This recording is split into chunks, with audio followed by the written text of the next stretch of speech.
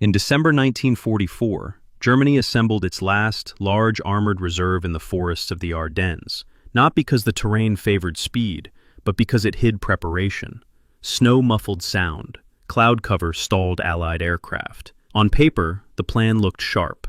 Fracture the Allied front, seize Antwerp, split British and American armies, and force a negotiated end to the war in the West. On a balance sheet, the plan was already eroding. Germany committed roughly 200,000 troops, supported by about 2,000 tanks and assault guns. Fuel stockpiles, however, told a different story. Many armored units entered the offensive with less than 3 days' worth of gasoline. A single Panther tank could burn over 100 gallons in a day of sustained movement. German planners calculated that captured Allied fuel dumps would make up the deficit. The offensive was designed around scavenging. That alone tells you where the fracture began. At the front line, infantry felt the attack before they understood it. American units, thinly spread after months of advance, absorbed the initial shock. Roads jammed. Communications bled into confusion. Snow clogged foxholes. In the first days, German columns advanced through villages and forest roads, where resistance thinned under surprise. Some American regiments suffered casualty rates approaching 30% before lines stabilized. But each mile forward stretched German logistics further. Fuel trucks lagged behind armor. Bridges collapsed under traffic or demolition. Vehicles abandoned for mechanical failure lined icy roads. Inside tanks, crews felt vibrations change as engines strained under low fuel pressure. Drivers watched gauges sink toward empty, while orders demanded continued advance.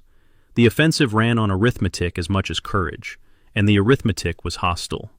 At a higher level, the plan required speed that the terrain could not provide. Ardennes roads were narrow, winding, and often single-lane. When traffic stalled, entire divisions stalled with it. A wrecked truck could block a column for hours. Allied engineers destroyed bridges at choke points.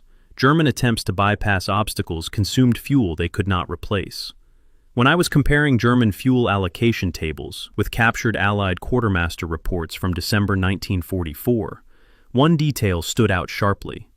American depots in the sector held tens of millions of gallons of gasoline, while German units attacking toward them often carried only a fraction of their authorized loads.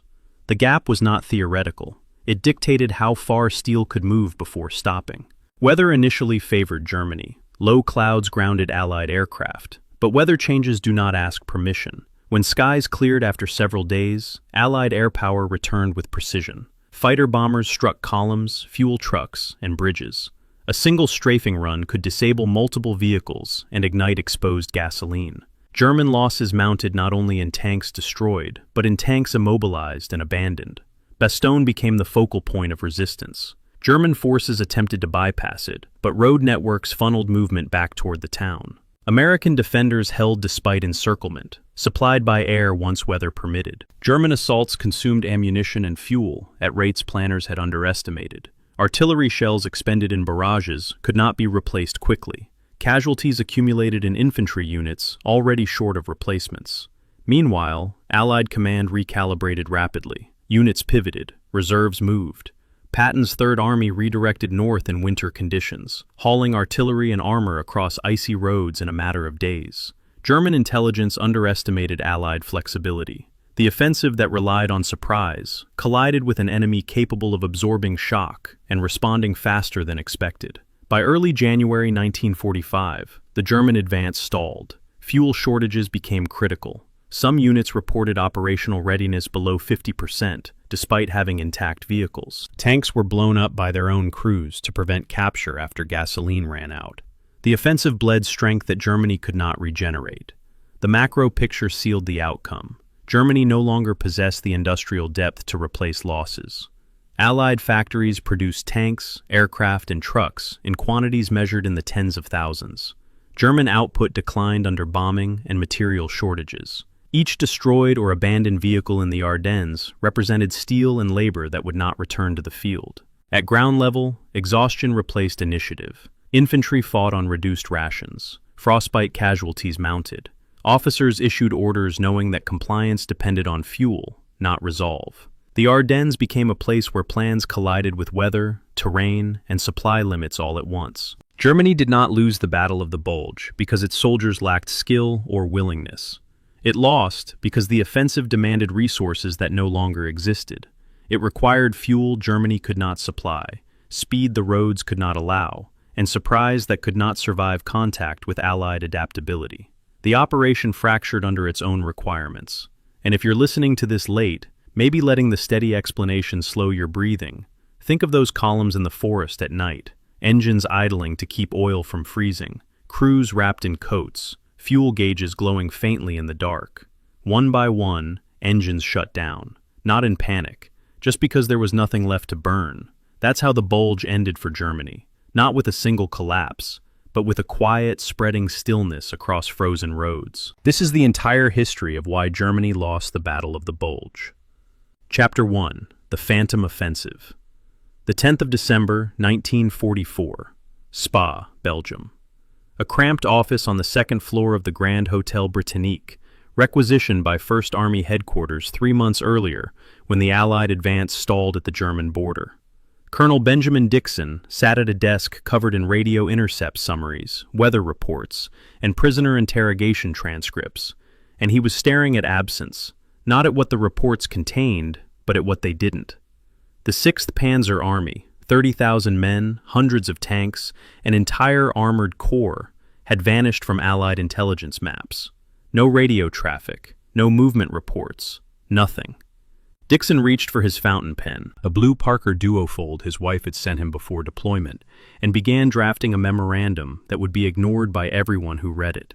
The silence, he wrote, was louder than anything the Germans had transmitted in months. When I was cross-referencing Dixon's intelligence summaries with the ultra-decrypt logs from Bletchley Park, stored now in separate archive collections on different continents, I found it striking that absence of information triggered less institutional alarm than the presence of routine traffic. The entire Allied intelligence apparatus had become structurally dependent on Enigma intercepts to such a degree that radio silence didn't register as a threat. It registered as a data gap, an administrative problem rather than an operational warning. Dixon understood the difference. His memorandum of December 10th predicted a major German offensive in the Ardennes sector within 7 to 10 days, citing circumstantial evidence that individually seemed minor, but collectively formed a pattern. Luftwaffe reconnaissance flights over American positions had increased by 217% since late November. Not a single Allied fighter had scrambled to contest them. Prisoner interrogations consistently reported low morale and supply shortages, which should have been reassuring, except every prisoner came from static defensive units. None came from armored divisions. The panzers had gone quiet, and quiet meant preparation, not collapse. Dixon's evidence was methodical but incomplete, the kind of assessment that requires institutional trust to be taken seriously. He noted that German radio discipline had improved dramatically in early December. Units that previously transmitted routine traffic were now maintaining complete silence except for brief burst transmissions at irregular intervals. A listening post in Luxembourg had intercepted German field telephone chatter on the night of December 15th at 23:47 hours, 13 minutes before midnight, mentioning Stollen, tunnels or galleries. The intelligence analyst processing the report categorized it as routine traffic and filed it under defensive preparations because the word Stollen appeared in contexts suggesting ammunition storage rather than offensive deployment. The report never reached Dixon's desk until December 17th, after 1,600 German artillery pieces had already opened fire. This is what intelligence failure looks like in institutional practice. Not dramatic betrayals or missed warnings, but administrative filtering so efficient that warning signals disappear into bureaucratic categories designed to sort noise from data. The problem wasn't evidence. The problem was institutional momentum and what military psychologists now call victory disease. 1st Army Headquarters had spent 3 months planning an offensive toward the Roer River dams, complete with logistics timelines, air support coordination, and rehearsed command procedures. The collective psychology of the staff couldn't pivot from offense to defense without concrete proof of threat, and Dixon's circumstantial warnings represented a fundamental challenge to operational plans already in motion. Major General Kenneth Strong, Eisenhower's intelligence chief at SHAEF, later admitted in post-war interviews that the intelligence community suffered from an assumption that the Germans were so weakened by summer losses, more than 600,000 casualties, nearly 50 complete divisions destroyed or disbanded, that mounting a strategic offensive was simply beyond their remaining capacity. The math seems sound. How does an army that lost France in 6 weeks suddenly attack with enough strength to threaten strategic objectives? The question contained its own answer, and the answer was wrong. Dixon understood something his colleagues either missed or dismissed. The Germans weren't trying to win the war in the Ardennes. They were trying to disrupt it, to create enough chaos and delay that negotiation might become possible, or at minimum, buy time for wonder weapons, V2 rockets, jet fighters, whatever desperate technological solutions Nazi propaganda promised, to somehow shift strategic balance. He'd read enough intercepted communications, enough prisoner statements, enough captured documents to recognize institutional desperation when he saw it. Desperation made adversaries unpredictable, willing to gamble resources on operations that rational calculation would reject. On December 12th, Dixon went further than his written memorandum, briefing First Army staff officers directly on his assessment that the Wehrmacht retained capability to mount a limited offensive with 8 to 10 divisions, possibly more if they stripped other sectors to mass forces. The briefing room response was polite skepticism, mixed with procedural dismissal. One officer noted the Ardennes had been quiet for months. Another pointed out that German fuel shortages documented in ultra-intercepts made large-scale armor operations increasingly difficult. Both observations were factually accurate. Both were strategically irrelevant. It fascinates me how often Dixon appears in historical accounts as the man who was right about the Bulge. Yet his personnel file shows he requested leave to Paris on December 15th, just 24 hours before the offensive began. Some historians interpret this as evidence that even Dixon didn't fully believe his own warnings. If the threat was imminent, why request leave? I read it differently. The leave request reflects institutional defeat, the corrosive psychological effect of being professionally correct and organizationally ignored. Dixon had been overruled, dismissed, or politely ignored so many times by officers of equal or greater rank that he'd begun questioning his own professional judgment. When expertise is consistently rejected by institutional authority, the expert starts wondering whether the problem is analysis or colleagues' competence. Dixon apparently chose to believe his colleagues might know something he didn't.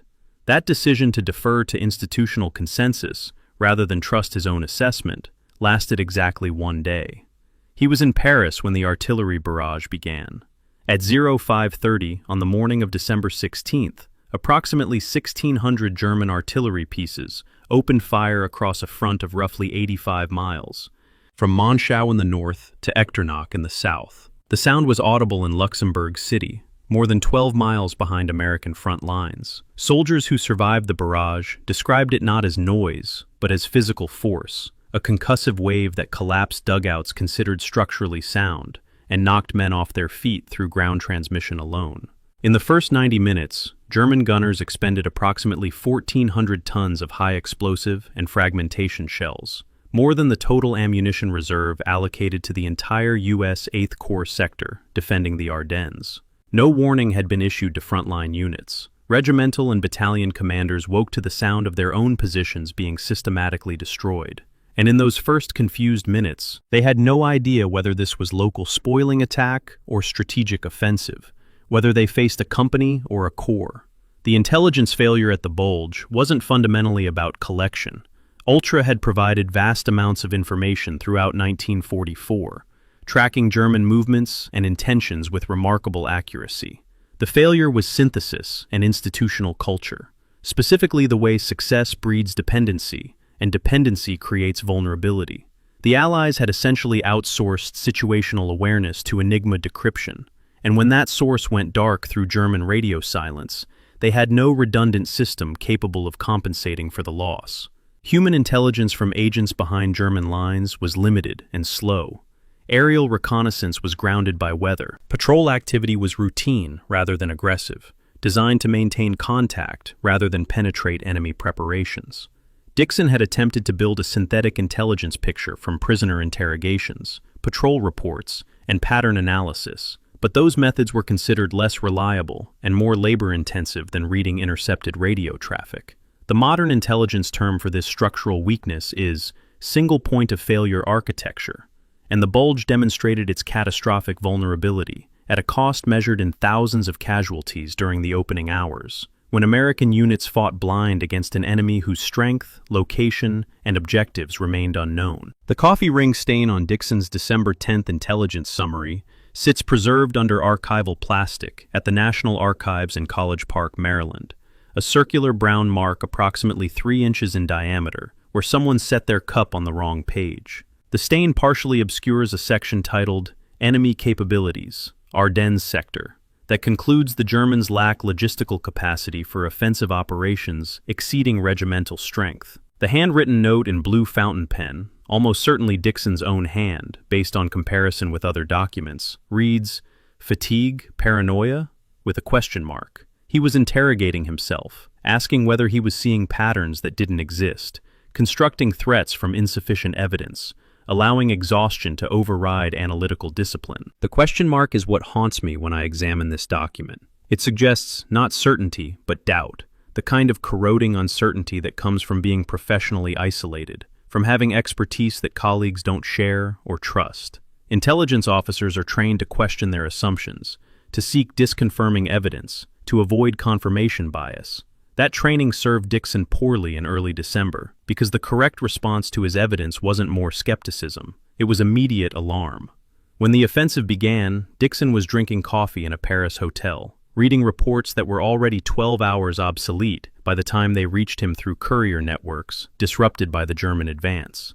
He returned to Spa on December 17th, driving through roads clogged with retreating American units and refugees fleeing the combat zone. By the time he reached 1st Army headquarters, the situation had deteriorated so rapidly that the headquarters itself was preparing contingency plans for evacuation. German penetrations had reached nearly 10 miles into American lines in some sectors, and the scope of the offensive, 3 German armies, more than 200,000 men, 1,400 tanks, was becoming clear through the accumulation of contact reports and prisoner interrogations. The phantom offensive Dixon had predicted, the threat his colleagues had dismissed as improbable, had materialized with devastating force. The question now wasn't whether he'd been right. The question was whether anyone would have listened, even if he'd remained at headquarters, whether institutional culture was capable of accepting warnings that contradicted operational plans and comfortable assumptions. The evidence suggests probably not. The 1st Army staff had invested too much planning capital in the Ruhr offensive to abandon it based on circumstantial intelligence from a single officer, however competent. They needed certainty, and intelligence rarely provides certainty, only probabilities and patterns that require institutional trust to translate into action. The human cost of that institutional failure was immediate and measurable. American units in the Ardennes sector, thinly spread because the area was considered quiet, were overrun or surrounded in the opening hours of the offensive. The 28th Infantry Division, holding a front of approximately 25 miles with 9 battalions, less than 1 battalion per 3 miles of front, was essentially destroyed as a cohesive formation within 48 hours, its regiments scattered or captured, or fighting isolated battles that delayed German advances, but couldn't prevent breakthrough. The 106th Infantry Division, newly arrived in theater and positioned in the Schnee Eifel, surrendered 2 complete regiments on December 19th, after being surrounded and cut off from supplies.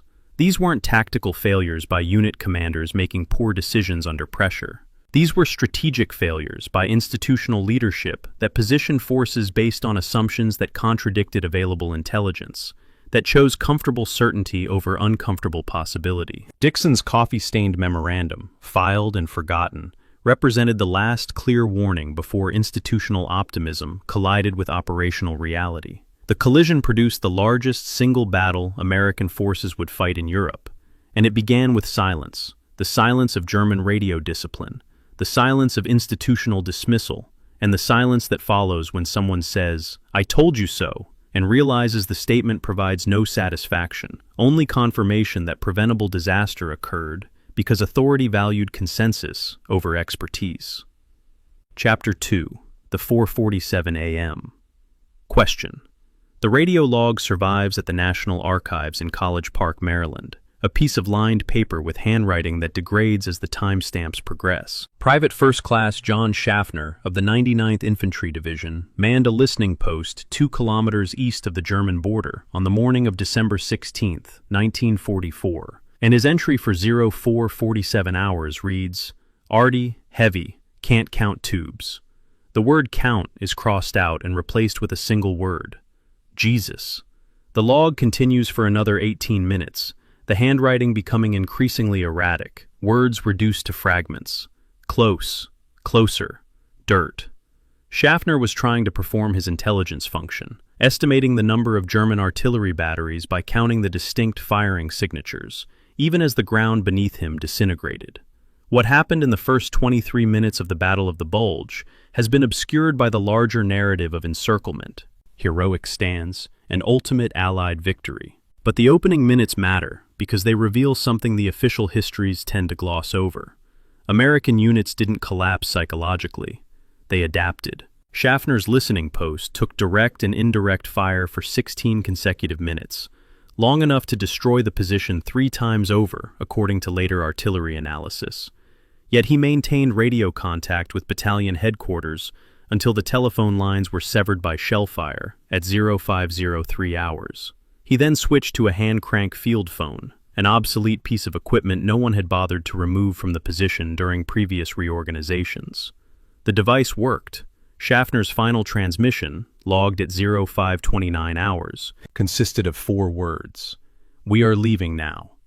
The 99th Infantry Division held 47 miles of frontage on December 16th, a ratio of approximately 1 rifle company per mile, versus the doctrinal 3 companies per mile considered necessary for a prepared defense.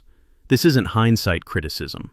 The division's operations officer had filed multiple requests for additional manpower dating back to October, all of which were denied because First Army's offensive toward the Ruhr dams required concentration of forces elsewhere. So when German artillery began falling on the 99th's positions, the units were not just surprised. They were structurally incapable of absorbing the attack without giving ground.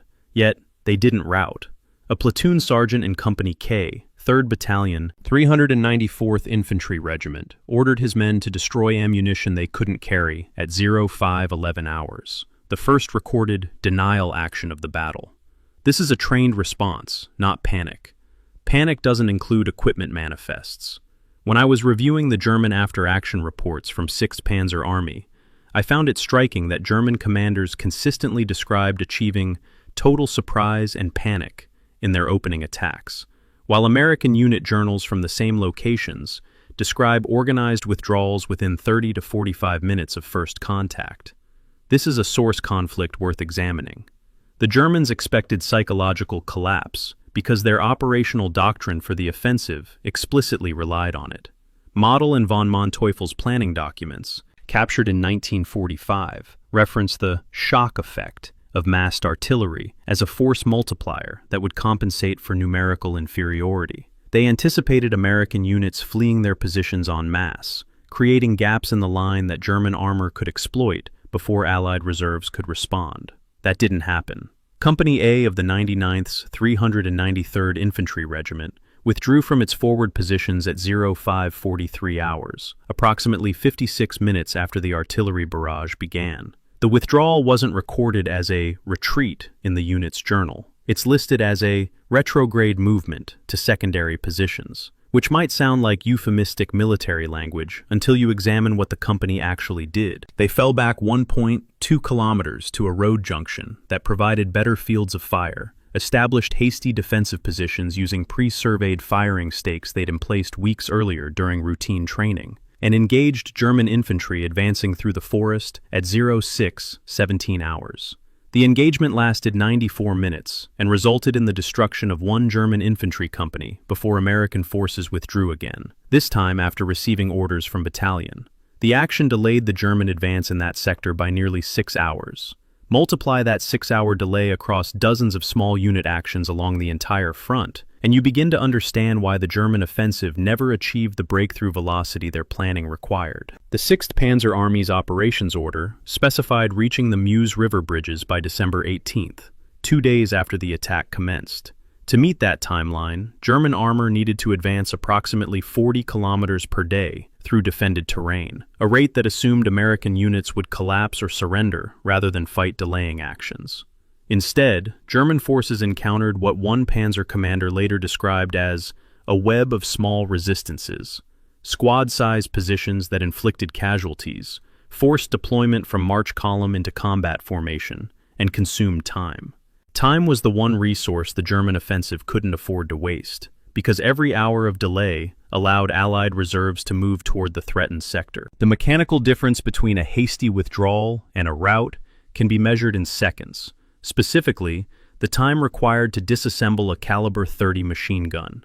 A trained crew can break down the weapon, stow the barrel and receiver separately, and prepare for movement in 42 seconds. That 42-second window is the difference between abandoning a weapon system and preserving it for future defensive positions. The 99th Division's after-action report, filed in February 1945, notes that the division withdrew with 83% of its crew-served weapons intact, a statistic that suggests withdrawal under fire was conducted with a degree of discipline that German planners hadn't anticipated. To me, the most telling detail isn't the percentage itself, but what happened to the weapons that were abandoned. Many were deliberately disabled before withdrawal, firing pins removed, barrels spiked, ammunition caches booby-trapped. These aren't the actions of soldiers in psychological shock. These are the actions of professionals executing contingency plans. Schaffner's radio log ends at 05:29 hours with that 4-word transmission. "We are leaving now." The phrasing is almost conversational, the tone weirdly calm for a man whose position had been under continuous artillery fire for more than 40 minutes. But the log's final entry, added later in different ink, provides context. Position evacuated per platoon sergeant's order. Equipment manifests 70% complete. The manifests weren't fully complete because Schaffner and his team were under fire, but the fact that they attempted to document what they were abandoning suggests a level of organizational coherence that contradicts the German assessment of panic. The listening post's radio equipment was destroyed in place, the codes were burned, and the position was evacuated in under 4 minutes. By 05:33, Schaffner's team had linked up with their parent unit and were establishing a new listening post 3 kilometers to the rear.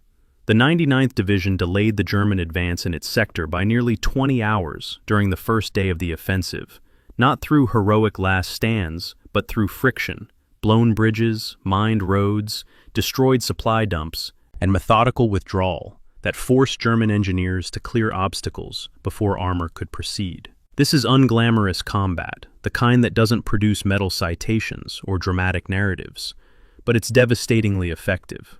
Each hour of delay mattered because the German operational timeline was inflexible. If 6th Panzer Army didn't reach the Meuse by December 19th, the offensive would fail regardless of tactical successes elsewhere, because the Allies would have time to reposition strategic reserves. The 99th Division bought that time, 20 hours at a stretch, by refusing to collapse when collapse was expected.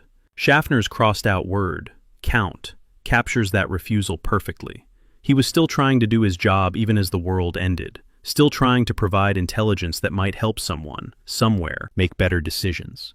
That impulse, repeated across hundreds of small positions and thousands of individual soldiers, was what saved the Allied position in the Ardennes during those first desperate hours when the institutional failure of intelligence left frontline units fighting blind against an enemy they hadn't known was coming. Chapter 3. Piper's Fuel Gauge.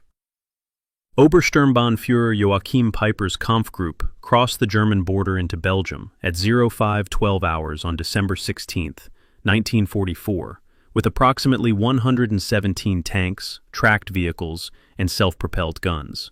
The column stretched nearly 15 kilometers from lead vehicle to trailing supply truck, and it moved with the kind of aggressive momentum that characterized elite Waffen-SS formations. Piper himself commanded from a Schwimmwagen light vehicle near the front of the column, positioning himself where he could respond quickly to obstacles or opportunities.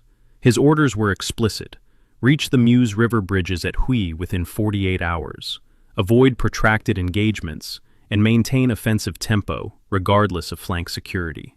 Speed was the mission. Everything else was negotiable. What wasn't negotiable was fuel consumption, and this is where the offensive began to collapse before it ever reached crisis points like Malmedy or Stavelot. A German fuel consumption chart captured at Le Glaise in late December, now housed in the Bundesarchiv as document RS3-16/10, shows that Kampfgruppe Peiper used 312% of its projected fuel consumption by hour 36 of the offensive. Not because the tanks consumed more fuel than expected, but because traffic jams tripled idling time. This is the kind of data that destroys myths. The narrative of the Bulge often emphasizes combat drama and tactical decisions, but the Wehrmacht lost this battle at a level far more mundane. They lost it calculating liters per kilometer incorrectly. A single King Tiger tank consumed 1.7 liters of fuel per kilometer on paved roads, increasing to 3.4 liters per kilometer cross-country. Peiper's column included 43 Panther medium tanks, 30 King Tigers, and various lighter vehicles, and the fuel planning for the operation assumed the column would travel primarily on roads, averaging 2 liters per kilometer per vehicle. That assumption failed immediately. The Ardennes road network wasn't designed for military traffic of this density, and the narrow forest tracks forced vehicles to operate in low gear more frequently than planners anticipated. By hour 12 of the offensive, Peiper's column had consumed 41% more fuel than projected, and the discrepancy was widening with each kilometer traveled. At 1300 hours on December 17th, Kampfgruppe Peiper captured an American fuel depot at Bulge, intact and undefended. This should have solved the fuel crisis, and Peiper's combat report filed later that day reflects his initial optimism. Captured enemy fuel dump, estimated 50,000 gallons. But there's a second entry, added in different handwriting, possibly by an engineering officer, that reads, "Fuel is 95-octane aviation gasoline. Panzers require diesel. Dump unusable." This is one of those historical moments that feels almost farcical in hindsight, the kind of detail that wouldn't appear in fiction because it seems too convenient, too neatly ironic. But it's documented in quartermaster records from the 2nd Infantry Division, which had established the dump to support air operations in the region. The Americans stored aviation fuel in the Ardennes because they didn't expect ground combat. The Germans captured it because they'd achieved surprise. Neither side benefited. The Maybach HL 230 engine that powered German Panthers and King Tigers was a magnificent piece of engineering in many respects. 690 horsepower from a 23-liter displacement, a remarkable power-to-weight ratio for 1944. But it was designed to run on diesel fuel with specific cetane ratings, and feeding it high-octane gasoline would cause catastrophic engine knock, pre-ignition, and potential mechanical failure. Peiper's engineers calculated that running the tanks on captured American gasoline would reduce engine efficiency by approximately 40% and likely destroy the fuel injection systems within 50 kilometers of operation. It wasn't worth the risk. The column moved on, leaving 50,000 gallons of unusable fuel behind. When I was examining Peiper's interrogation transcripts from 1945, I found it striking that he remained more bitter about fuel logistics than about combat losses. He describes the Bulge fuel depot incident with genuine frustration, noting that his planners had promised fuel caches at specific grid references along the route of advance, and those caches simply didn't exist. There's a source conflict here worth noting. Peiper's account claims the promised fuel dumps were never established, while German logistics officers who survived the war insist the maps were accurate, but that Allied interdiction and partisan activity disrupted pre-positioning efforts. Both could be true. The larger point is that the German offensive was premised on capturing Allied fuel supplies, because the Wehrmacht lacked sufficient fuel stockpiles to sustain the operation independently. This wasn't a backup plan, it was the plan. By the night of December 18th, Kampfgruppe Peiper was stalled near Stavelot, approximately 33 kilometers from its start line, and nowhere near the Meuse River. A Panther tank with turret number 401 ran dry 800 meters from the Stavelot Bridge at 0320 hours on December 19th. The crew attempted to push the 44-ton vehicle into a ditch to clear the road for following vehicles. Tank platoon war diaries confirm this detail, but it took them 17 minutes with multiple vehicles assisting, and by the time they'd cleared the obstruction, American engineers had blown the bridge. The offensive's entire momentum in Peiper's sector collapsed because of that 17-minute delay, caused by an empty fuel tank. Piper ordered his men to siphon fuel from abandoned American jeeps on December 20th, and they collected approximately 170 liters, enough to move 3 vehicles, roughly 12 kilometers each. This is desperation logistics, the point where a mechanized formation reverts to scavenging. The contrast with American logistics in the same sector is almost obscene. U.S. supply columns were delivering thousands of gallons of fuel daily to forward positions, routed through a distribution network that adjusted dynamically to changing front lines. The Germans were siphoning jeeps. The operational disparity wasn't tactical brilliance versus incompetence. It was industrial capacity versus arithmetic failure. Germany simply didn't have the fuel production or reserve capacity to sustain offensive operations at the scale Hitler demanded, and no amount of tactical audacity could overcome that material reality. On December 22nd, Piper abandoned 39 functioning vehicles at Le Glaise, 28 tanks, 7 self-propelled guns, and 4 half-tracks, because he lacked fuel to evacuate them. The U.S. Army Ordnance Survey conducted in January 1945 confirmed that these vehicles were mechanically operational. They were abandoned solely due to fuel exhaustion. To me, the most telling detail isn't the number of vehicles, but what happened to the crews. Piper ordered his men to destroy sensitive equipment, disable the vehicles, and retreat on foot through American lines back to German positions. Approximately 800 men attempted the infiltration. Roughly 770 succeeded. They saved themselves, but lost the material capacity to continue offensive operations. The vehicles they left behind became museum pieces, monuments to the logistical impossibility that doomed the Bulge offensive from its inception. The final calculation is brutal in its simplicity. Kampfgruppe Piper needed approximately 56,000 liters of fuel per day to maintain offensive tempo. They entered the battle with enough fuel for 2.5 days of operations. They captured almost no usable fuel from American stocks. The offensive lasted 6 days in Piper's sector, but for 3 of those days, his column was essentially immobile, waiting for fuel that never arrived. The U.S. didn't defeat Piper at Stavelot or Stoumont through superior tactics. They defeated him at the Meuse River, which he never reached, because British engineers had pre-positioned 200 fuel tankers on the west bank of the river that German intelligence never detected. Piper ran out of fuel 40 kilometers short of an objective he would have encountered, defended by forces supplied with effectively unlimited fuel. The battle was already over, only the dying remained. Chapter 4. The Malmedy Typewriter. Sergeant Kenneth Ardennes sat in a freezing barn in Malmedy, Belgium, on December 18, 1944, feeding paper into a Royal Quiet Deluxe typewriter, serial number X13948856. His job was documentation, not investigation. Army regulations required witness statements for any suspected war crimes, and there were 43 witnesses who needed their accounts recorded. The barn had no heat, and the temperature hovered around -3 degrees Celsius. Aaron's fingers were numb, and the typewriter ribbon was red and black, but he used only the black half because the contrast made carbon copies more legible. He typed 14 statements in 6 hours. The witnesses described a massacre. The details are documented in the War Crimes Investigation Compendium compiled by the Judge Advocate General's Office in 1945.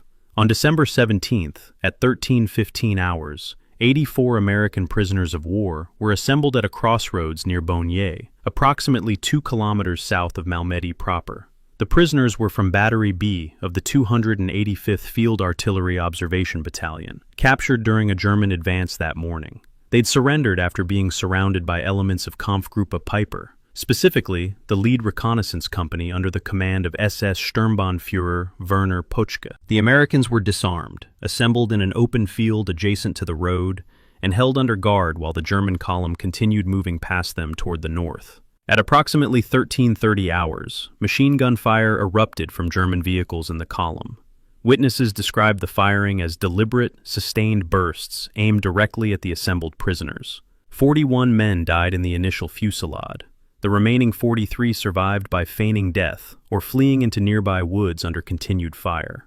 Several survivors testified that SS soldiers dismounted from vehicles and walked among the bodies, firing single shots into prostrate figures to check for survivors. One witness, Private Homer Ford, described lying motionless for nearly 2 hours with a corpse lying across his legs, afraid to move because German soldiers were still visible in the area. When Ford finally crawled to safety after dusk, he discovered that the body covering him had prevented fatal wounds from a burst of machine gun fire that had struck 3 men lying near him. The source conflict here is significant and remains historically contested. German defendants at the Malmedy trial in 1946 claimed the shooting began accidentally when a prisoner attempted to escape and a guard opened fire reflexively, sparking panic that spread through the column. Survivor testimony describes methodical execution by rank. Officers shot first, then non-commissioned officers, then enlisted men, suggesting premeditation rather than panicked reaction.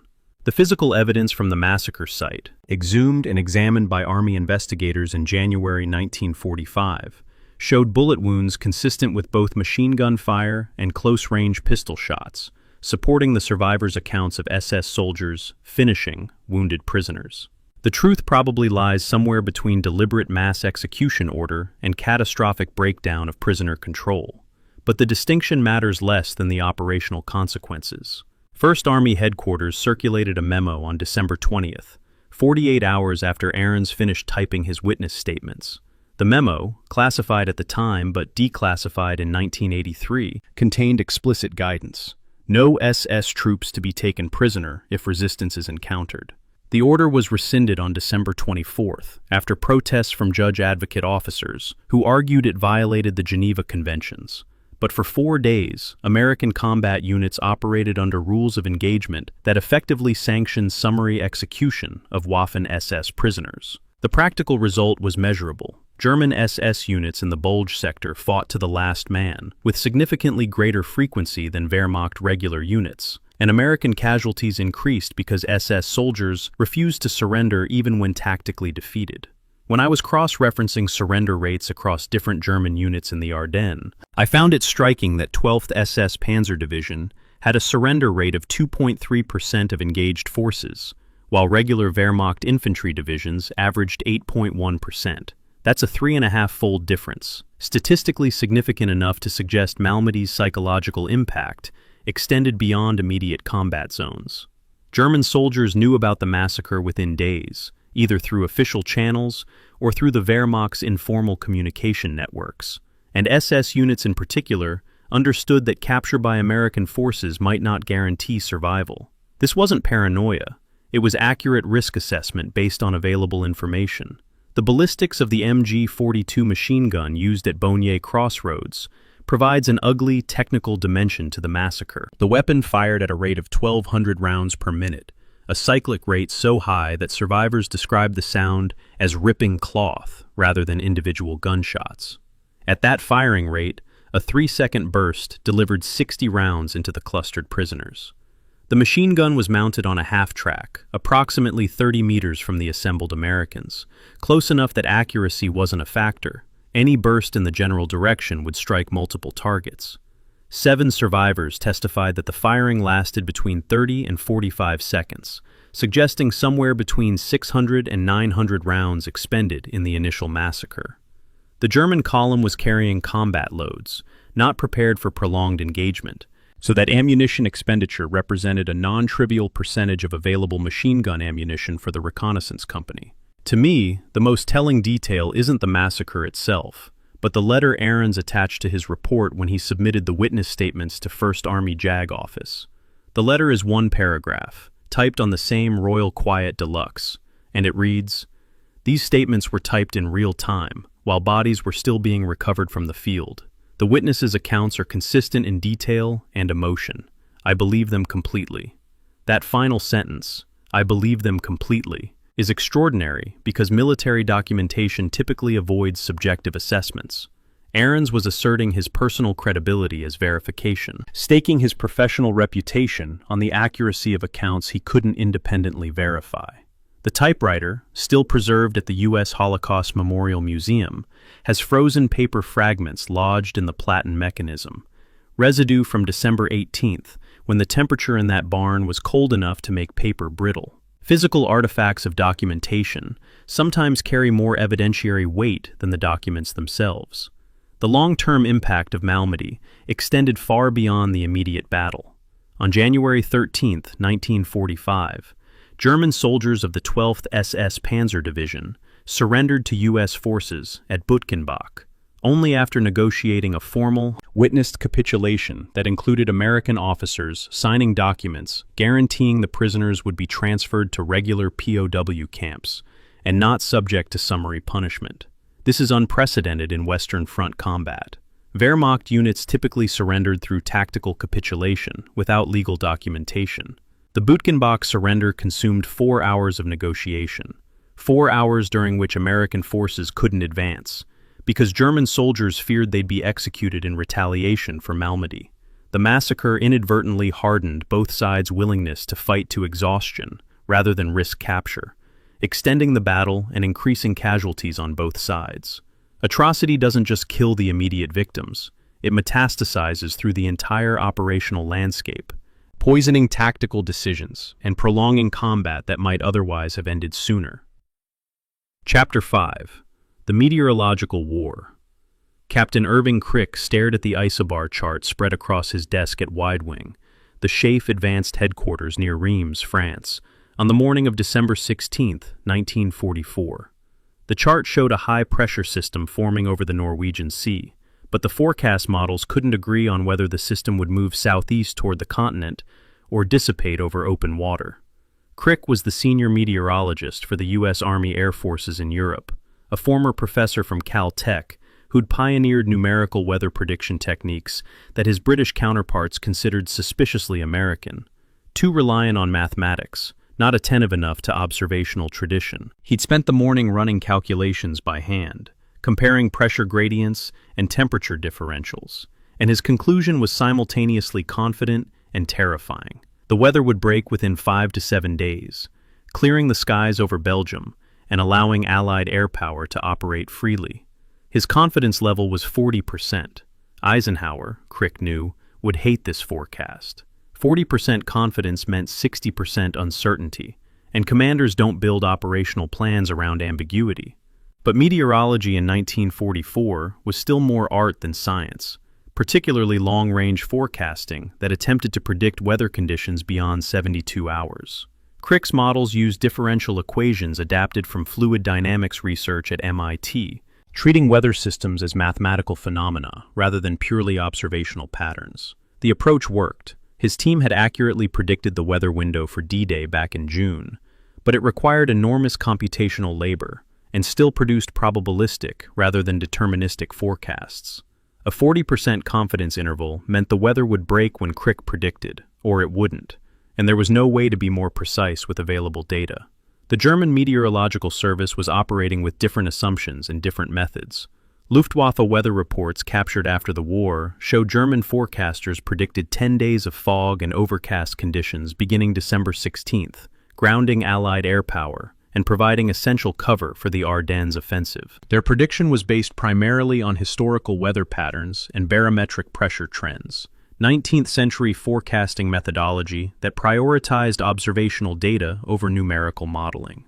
The Germans had access to weather stations across northern Europe and could track pressure systems moving from west to east, but they lacked the mathematical framework to model how those systems would interact and evolve. They predicted weather by pattern recognition. Crick predicted it by solving equations. Both methods had proven track records. Both methods were about to be tested under combat conditions. When I was examining the Luftwaffe Weather Service records captured in 1945, I found it striking that German meteorologists expressed absolute confidence in their 10-day forecast, 90% or higher confidence that conditions would remain unfavorable for Allied air operations through December 26th. That confidence was based on precedent. December weather in the Ardennes had remained overcast and foggy for extended periods in 1942 and 1943. And the current pressure system showed similar characteristics. It's a perfectly reasonable forecast using observational methods. It was also catastrophically wrong. The fog held through December 22nd, 6 days into the offensive, and German ground forces operated with near total immunity from Allied air attack. American pilots at bases across France and England sat idle, weathered in, watching low clouds obscure targets they couldn't reach. The 8th Air Force flew fewer than 200 sorties during the first 6 days of the Bulge, an operational tempo so reduced that German commanders began to believe their meteorologists' optimistic forecasts might actually hold. Then, on the morning of December 23rd, at 0914 hours, the fog lifted. A high-pressure system that Crick's models had been tracking for a week finally pushed the cloud cover east, and the sky over Belgium cleared to severe clear visibility, unlimited ceiling, less than 10% cloud cover. More than 5,000 Allied aircraft sortied over the next 48 hours. The scale of the aerial assault was unprecedented, even by the standards of the strategic bombing campaign. On December 24th alone, Allied aircraft dropped 5,784 tons of ordnance on German supply columns, marshalling yards, and troop concentrations, more tonnage than the entire Luftwaffe dropped on Britain during any single month of the Blitz. Fighter bombers from the 9th Air Force operated in close support of ground forces, hitting targets within 1 kilometer of friendly positions, using dive bombing techniques that required visual identification of targets. Medium bombers from the 8th Air Force attacked road junctions and river crossings deeper behind German lines, interdicting supply routes and isolating forward units. Heavy bombers struck rail yards and fuel depots in Germany proper, degrading the Wehrmacht's ability to reinforce or resupply the offensive. A German soldier's diary, catalogued in the Bundesarchiv as MSG2/4892, contains an entry for December 24th that describes the air attacks with visceral precision. Aircraft like a plague of steel locusts. We cannot move without being seen. The road north is a graveyard of vehicles. Men are hiding in the forest, refusing orders to advance. This is not war. This is extermination from above. The diarist was a corporal in the 2nd Panzer Division, part of the spearhead that had pushed closest to the Meuse River before the weather broke. His unit attempted to retreat on December 26th and was caught in the open by P-47 Thunderbolts, carrying 500-pound bombs and high-velocity aerial rockets. The corporal survived. His unit's vehicle park did not. The P-47's ability to operate in freezing temperatures gave the Allies a technical advantage that German fighters couldn't match.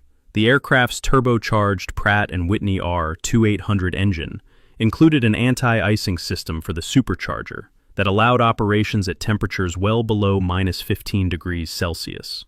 German fighters, particularly the Focke-Wulf 190 and Messerschmitt 109 variants, deployed to the Western Front in late 1944, lacked comparable cold weather systems and experienced significantly higher mechanical failure rates when operating in December conditions.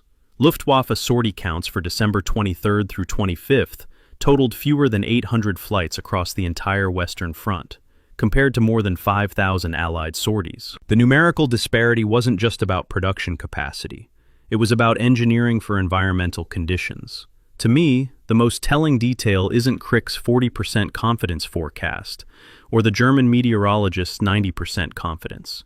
It's the fact that both forecasts were based on fundamentally different epistemological approaches to the same physical phenomena. Crick used mathematics to model uncertainty and produce probabilistic predictions. The Germans used observation to identify patterns and produce deterministic predictions.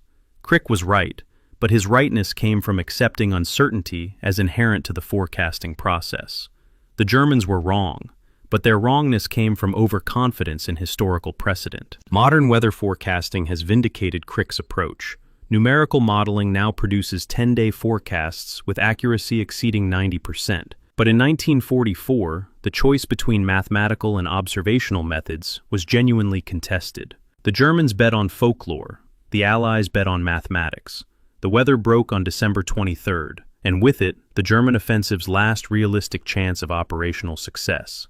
The quiet revelation here is that the weather break wasn't luck, it was probability. German meteorologists had calculated odds and gotten them wrong. Crick had calculated odds and gotten them approximately right, within his stated confidence interval. The difference between a 40% chance and a 90% chance is 50 percentage points, which sounds abstract until you realize that 50 percentage points translated into 5,000 aircraft sorties, and the destruction of German logistics capacity across the entire Ardennes front. Weather, that most democratic of combat variables, proved impossible to overcome through tactical brilliance or operational audacity. When the sky cleared, the battle was effectively over, even though the dying continued for another 3 weeks. Chapter 6. The Nurse's Count.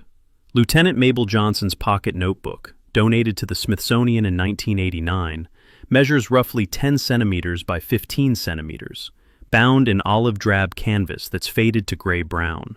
The pages are lined paper, water-stained and brittle, filled with penciled tables that track patients through the triage process at the 47th Field Hospital near Bastogne. Each table follows the same format: received/died/evacuated/returned to duty. The column for return to duty during December 20th through 25th is blank except for 3 question marks. Johnson, an Army Nurse Corps lieutenant who'd shipped to Europe in September 1944, kept this personal tally separate from official medical records because she wanted to understand something the paperwork didn't capture: whether the men she treated ever made it back to their units or simply disappeared into the medical evacuation system, never to be accounted for again. The 47th Field Hospital was established in a converted schoolhouse on the western outskirts of Bastogne on December 18th, as German forces completed the encirclement of the town.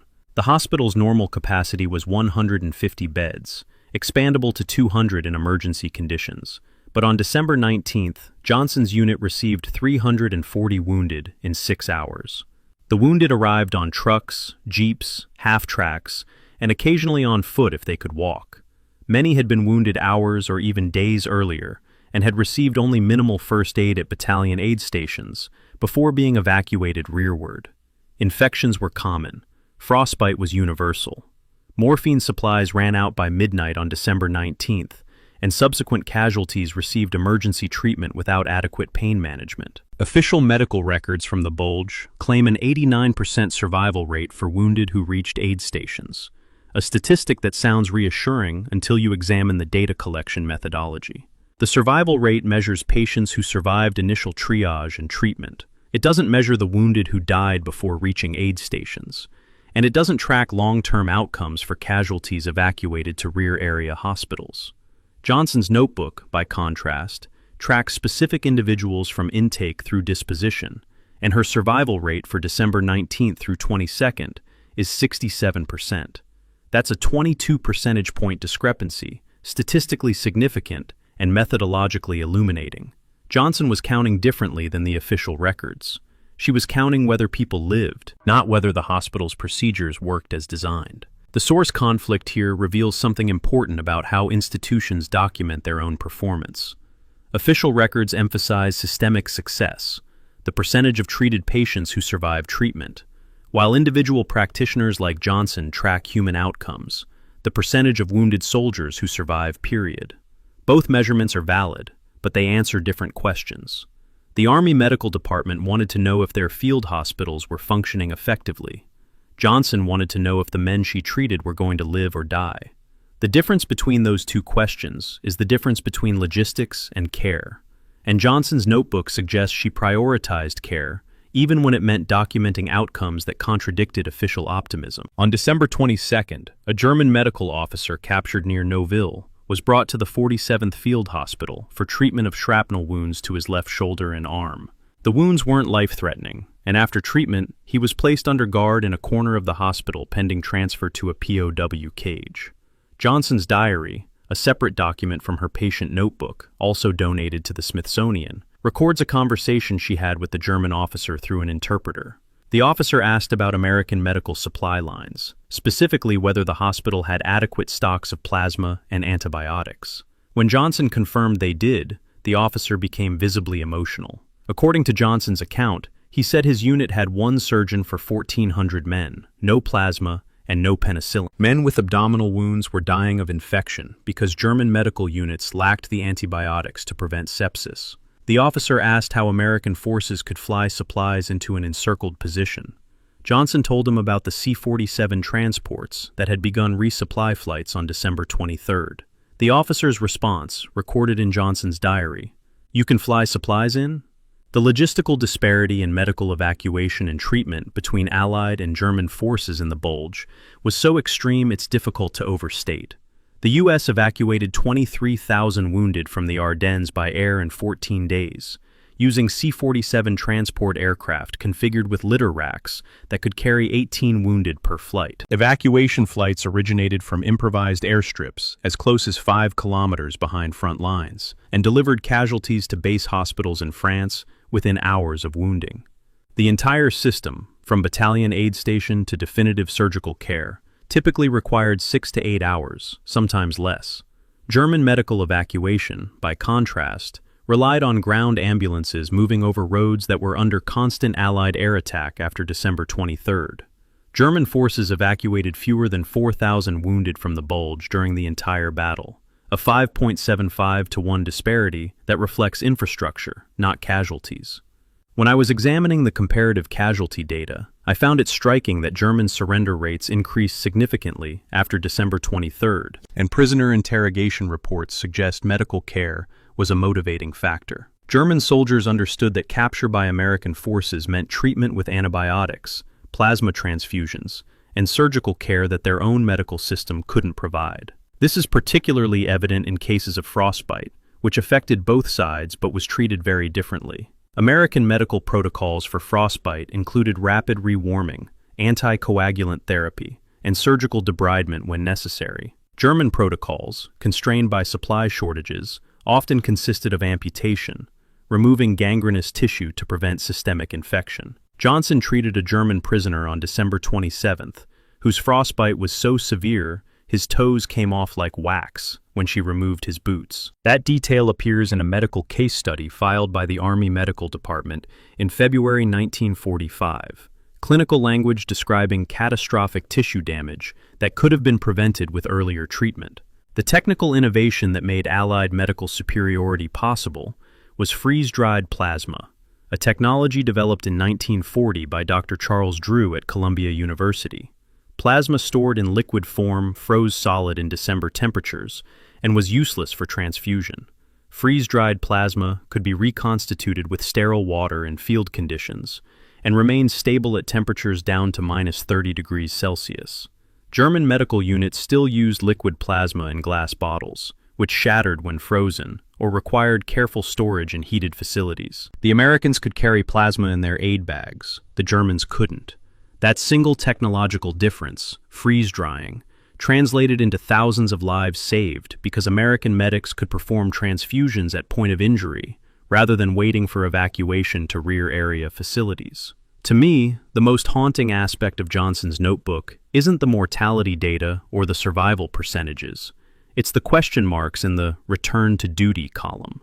Those question marks represent men whose ultimate fate Johnson never learned. Soldiers who were evacuated further rearward and simply disappeared from her personal accounting. Some returned to their units after recovery, many didn't. Some died in hospitals in England or France, weeks or months after Johnson treated them. Some were discharged as permanently disabled and sent home without Johnson ever knowing whether the limbs she'd saved remained functional or whether the infection she'd fought had ultimately won. The question marks are an admission of epistemic limitation. Johnson knew she'd done her best with available resources, but she couldn't know if her best had been good enough. Medical care in combat is provisional, contingent on factors beyond the practitioner's control, and Johnson's notebook documents that contingency with unflinching honesty. She counted, she cared, and she acknowledged what she couldn't know. That combination of precision and humility is what defines effective military medicine, and it's why Johnson's personal records provide historical insight that official statistics obscure. Chapter 7. The Bastogne Math. Captain Harry Keese sat at a wooden table in a basement beneath the Heinz barracks in Bastogne on the night of December 19, 1944, working through arithmetic that would determine whether 11,000 men lived or died. As supply officer for the 101st Airborne Division, Keese had spent the evening conducting an inventory that official records would later describe as comprehensive under adverse conditions, bureaucratic language for counting crates by flashlight while German artillery impacted overhead.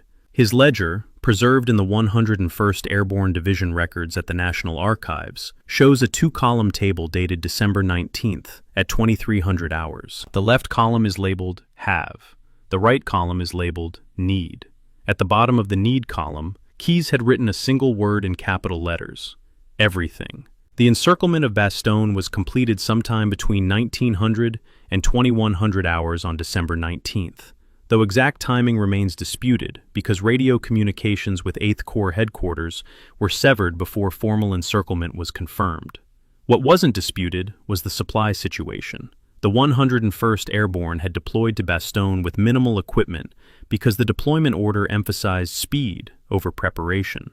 Many paratroopers arrived wearing summer uniforms under their jump jackets, carrying basic loads of ammunition but lacking winter gear, heavy weapons, or adequate medical supplies. The division's organic artillery, 3 battalions of 75mm pack howitzers, had deployed with the unit, but ammunition reserves were calculated for 3 days of normal combat operations, not sustained defensive siege.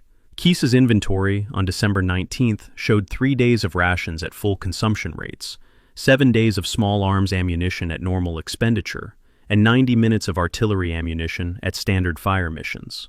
90 minutes. The number appears in his ledger with a double underline, and next to it, Keys had scrawled a calculation. 10 rounds per gun per day equals 6 days. Rationing mandatory. 10 rounds per gun per day represented an 83% reduction in artillery support compared to doctrinal standards, which called for 60 rounds per gun per day for defensive operations. But 10 rounds per day would extend ammunition supplies from 90 minutes to 6 days, and 6 days might be enough for relief forces to break through from the south. Might be.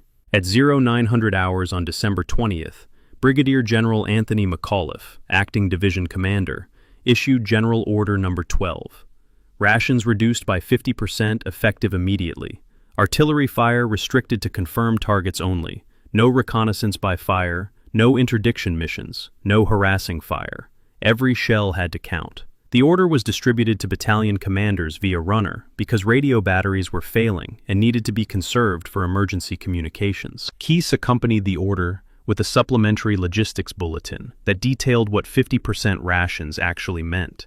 1K ration per man per day instead of 2, supplemented by captured German supplies when available. Water was not rationed because Bastogne's municipal system remained functional, a piece of infrastructure luck that probably saved more lives than any tactical decision made during the siege. When I was examining the supply records, I found it striking that Keys' calculations proved accurate within remarkable margins.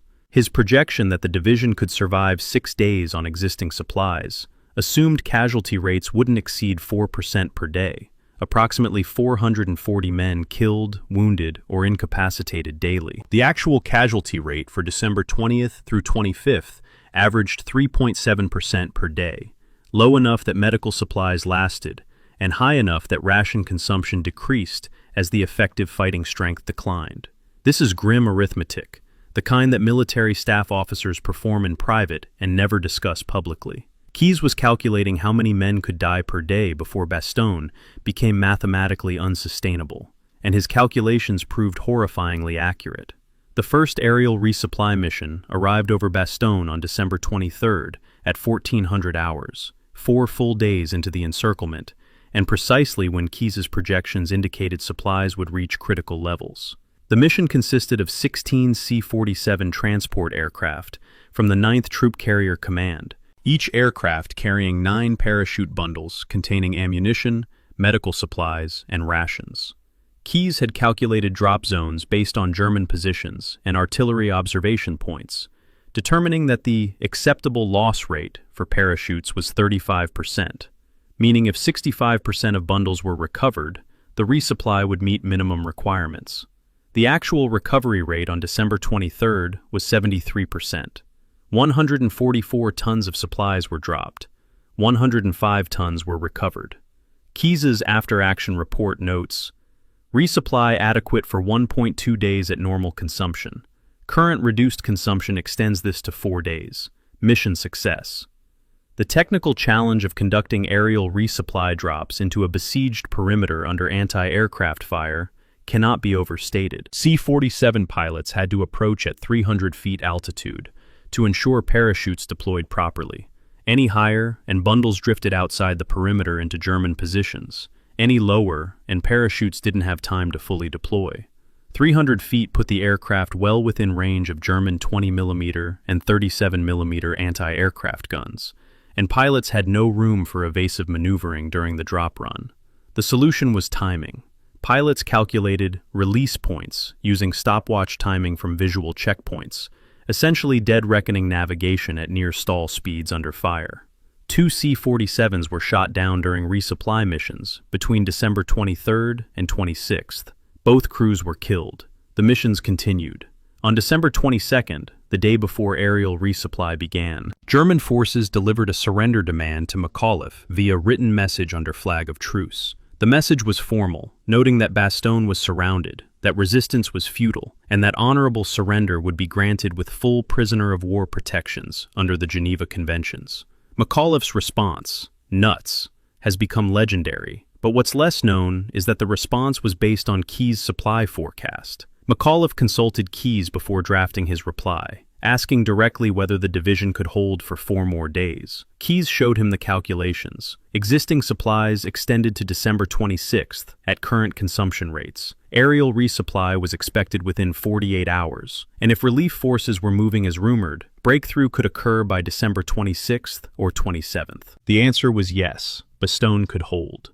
McAuliffe's "nuts" wasn't bravado. It was a calculated response based on logistics projections, showing the siege was survivable. Patton's 4th Armored Division made contact with Bastogne's defenders on December 26th at 16:45 hours, 6 days and 21 hours after encirclement was completed. Keyes' final supply count, conducted that evening after the corridor was opened, showed 11 hours of artillery ammunition remaining at reduced expenditure rates. 11 hours. His 6-day projection had been accurate within 4 hours. A 2.8% margin of error in an operational environment where 10% error margins are considered excellent. To me, the most telling detail isn't Keyes' accuracy, but his methodology. He didn't predict supplies would last about a week or several days. He calculated precisely 6 days, using consumption rates, casualty projections, and resupply probabilities.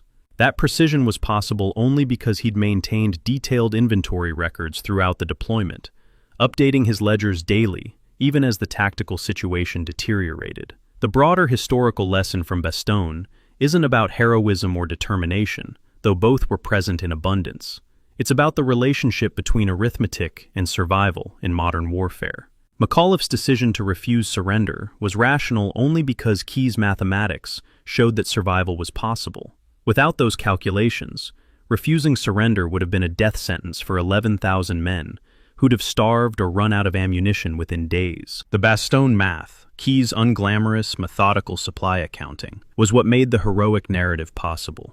Wars aren't won by brave speeches. They're won by supply officers who can calculate consumption rates accurately enough to tell their commanders whether bravery is strategically viable or tactically suicidal.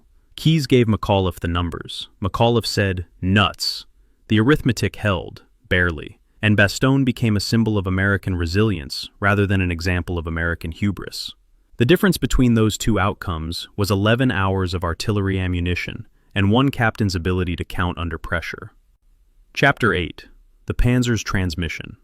The maintenance log for Panther Tank No. 223 survives at the Bovington Tank Museum in Dorset, England, a slim notebook bound in black oilcloth, with pages that smell faintly of diesel fuel and metal shavings, even 80 years later. The log belonged to Hauptmann Ernst Barkmann, a panzer commander in the 2nd Panzer Division, and it documents 3 separate final drive failures during the Ardennes offensive. The entry for December 18, 1944, reads, "Final drive replaced, again. Recommend Court-Martial of Procurement Office." That final sentence wasn't military humor. It was genuine frustration from an experienced tanker who understood that his tank's transmission was more dangerous to German offensive operations than any American anti-tank gun. The Panther tank's final drive bearing was a known design flaw by late 1944, documented in field reports dating back to the Battle of Kursk in July 1943. The bearing housing was designed for a 35-ton vehicle, but successive up-armoring modifications had increased the Panther's combat weight to 44.8 tons, without corresponding upgrades to the transmission or final drive components. The result was catastrophic. The final drive bearing was subjected to loads nearly 30% above its rated capacity, causing premature wear and failure. German engineers understood the problem. technical bulletins from the Waffenamt recommended final drive replacement every 250 kilometers. But solving it would have required redesigning the entire transmission housing, retooling production lines, and halting Panther production for months. The Wehrmacht needed tanks immediately. They needed improved tanks eventually. Eventually never came. Bachmann's Panther threw a track 6 kilometers from the start line on December 17th at 0430 hours, 90 minutes into the offensive. The tank platoon log, captured at Celles in late December and now archived at the U.S. Army Heritage and Education Center, records that track repair required 90 minutes with assistance from the entire crew, and a second Panther providing anchor points for the track tensioning equipment. 90 minutes is an eternity in mechanized warfare. While Bachmann's crew wrestled with 40-ton track sections in freezing darkness, the spearhead of the German advance moved forward without them, opening gaps in the column that subsequent vehicles couldn't close without bunching up and creating traffic congestion. One broken track, 6 kilometers from the border, degraded the offensive's momentum before any enemy contact occurred. The final drive bearing failed again on December 19th, after the Panther had traveled approximately 140 kilometers, well below the rated 250-kilometer service life. Captured German technical manuals attribute bearing failures to inadequate lubrication, but Allied technical intelligence reports from January 1945 identify the actual cause: metallurgical defects in the bearing steel caused by nickel shortages in German war production. Nickel was essential for high-strength steel alloys, and Allied strategic bombing of chromite supply lines from Turkey had restricted Germany's nickel imports by 63% compared to 1942 levels. The result was bearing steel that met peacetime specifications, but failed under sustained combat loads. This wasn't sabotage by slave laborers, as some German officers claimed. It was material science failure caused by industrial infrastructure collapse. When I was examining the U.S. Army Ordnance Survey, conducted in January 1945, I found it striking that 68% of abandoned Panthers in the Bulge sector showed final drive failure as the primary mechanical fault. Not battle damage, not fuel exhaustion, but transmission failure. The survey examined 96 Panthers, abandoned in positions from Celles to Stavelot, and 65 showed diagnostic evidence of final drive bearing seizure, metal scoring on the drive shaft, metal fragments in the transmission oil, or complete bearing disintegration. These weren't tanks that had been knocked out by enemy fire and subsequently abandoned. They were tanks that had broken down mechanically and couldn't be repaired or recovered before Allied forces overran their positions. Bachmann's tank experienced its third and final breakdown on December 24th near Celles, approximately 8 kilometers from the Meuse River, the closest any element of 2nd Panzer Division came to its objective. The final drive seized completely, locking the right track and immobilizing the vehicle. Bachmann's crew attempted to tow the tank using another Panther, standard recovery procedure for disabled vehicles, but the tow cable snapped under load. The cable, rated for 30 tons, couldn't handle the weight of a 44.8-ton Panther on icy road conditions, where friction was minimal. The crew tried again with doubled cables. The second attempt succeeded in moving the disabled tank approximately 50 meters before the final drive on the towing Panther began showing signs of stress, excessive heat, and grinding noises that indicated bearing failure was imminent. Bachmann ordered both tanks abandoned. The technical specifications of the Panther's final drive reveal a cascade of engineering compromises that individually seemed reasonable but collectively proved catastrophic. The drive ratio was 7.25 to 1, meaning the engine turned 7.25 revolutions for every single revolution of the road wheels. At highway speeds of approximately 38 kilometers per hour, the final drive was rotating at roughly 420 revolutions per minute, generating significant frictional heat even with adequate lubrication.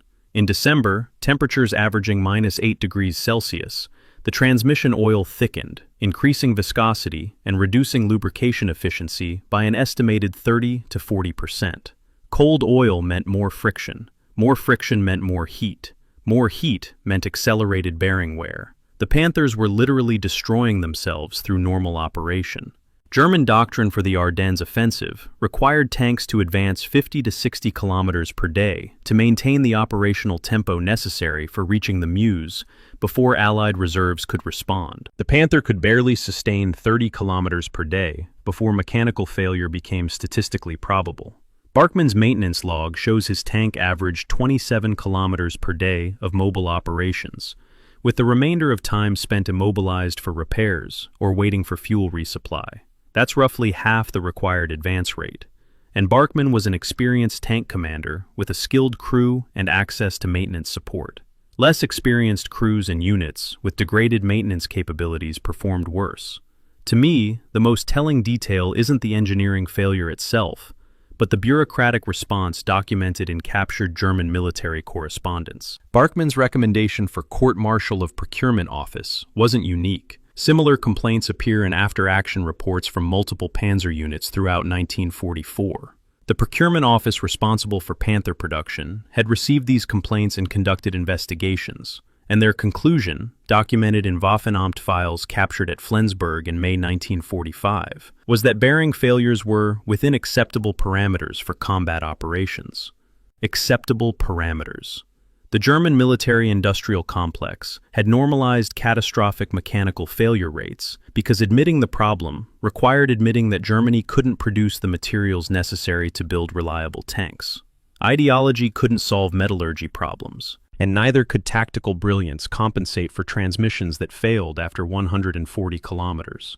The Panther's reputation as a superior weapon system is historically accurate regarding firepower and armor protection. The 75mm KWK-42 gun was among the most effective tank guns of the war, and the frontal armor was nearly impervious to most Allied anti-tank weapons.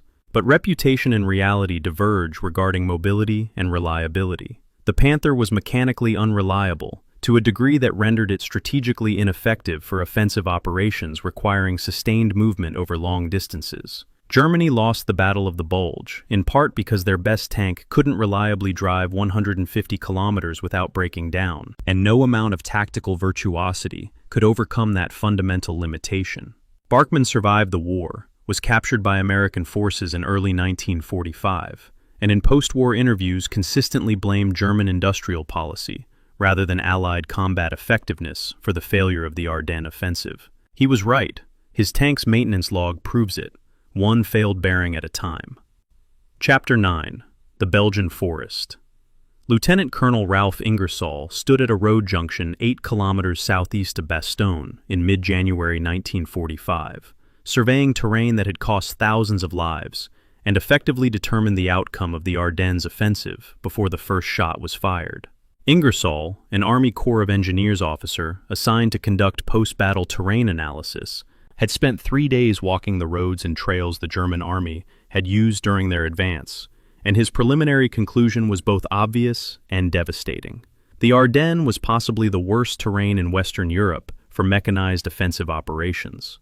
His survey map, preserved in engineer command records at the National Archives, shows road density calculations that read like an indictment: 0.7 paved roads per square kilometer versus 4.2 in the adjacent Rhine plain. Someone, probably Ingersoll himself, had drawn a red circle around the Ardennes region with a handwritten annotation. Why here? The question wasn't rhetorical.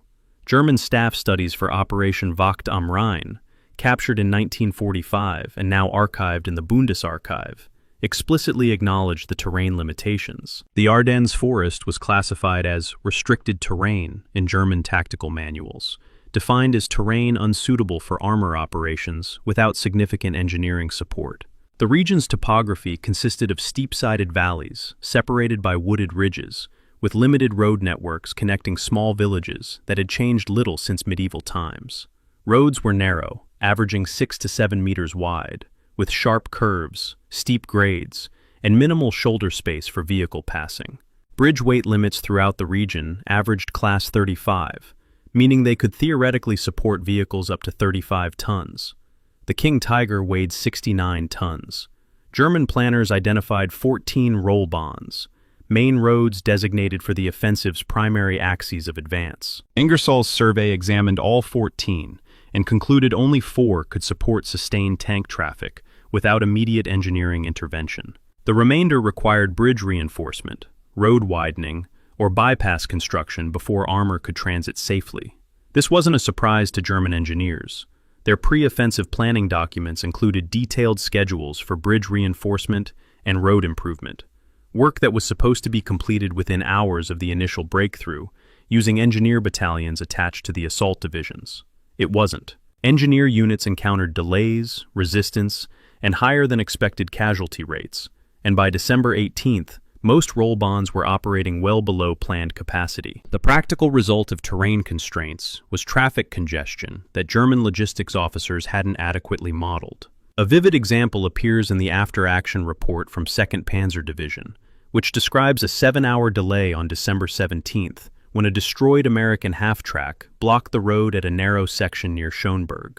The half-track weighed approximately 9 tons and had been knocked out by German fire during the initial advance, then pushed partially off the road to allow follow-on traffic to pass. But partially wasn't sufficient. Vehicles could squeeze past single file, reducing traffic flow to approximately 1 vehicle every 3 minutes versus the 15 vehicles per minute required to maintain operational tempo. The traffic jam extended 11 kilometers behind the bottleneck, immobilizing an entire regiment for most of the day. When I was cross-referencing German operational plans with actual advance rates, I found it striking that the discrepancy between planned and actual progress was greatest on the narrowest roads. The 5th Panzer Army, advancing through slightly more open terrain in the southern sector, achieved approximately 73% of its planned advance rate during the first 3 days. 6th Panzer Army, attacking through the most restricted terrain in the northern sector, achieved 41%. The difference wasn't combat effectiveness or unit quality, it was road capacity.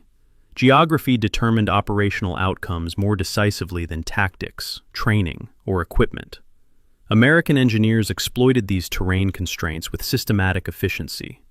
On December 20th, U.S. combat engineers blew a bridge at Trois Ponts that carried one of the few roads capable of supporting heavy armor. The bridge destruction forced German forces to detour 28 kilometers to the nearest crossing point, adding approximately 14 hours to their movement timeline. 14 hours was sufficient time for American forces to establish defensive positions at the next logical road junction, forcing the Germans to deploy from march column into attack formation, engage in time-consuming combat, and fall further behind schedule. This is terrain leverage, using geography to multiply defensive effectiveness and impose time penalties that accumulate across multiple engagements. The Ardennes has approximately 2,100 kilometers of roads, ranging from paved highways to dirt logging tracks. German planners needed to move 1,400 tanks and 200,000 men through this network in 48 hours to achieve their operational timeline.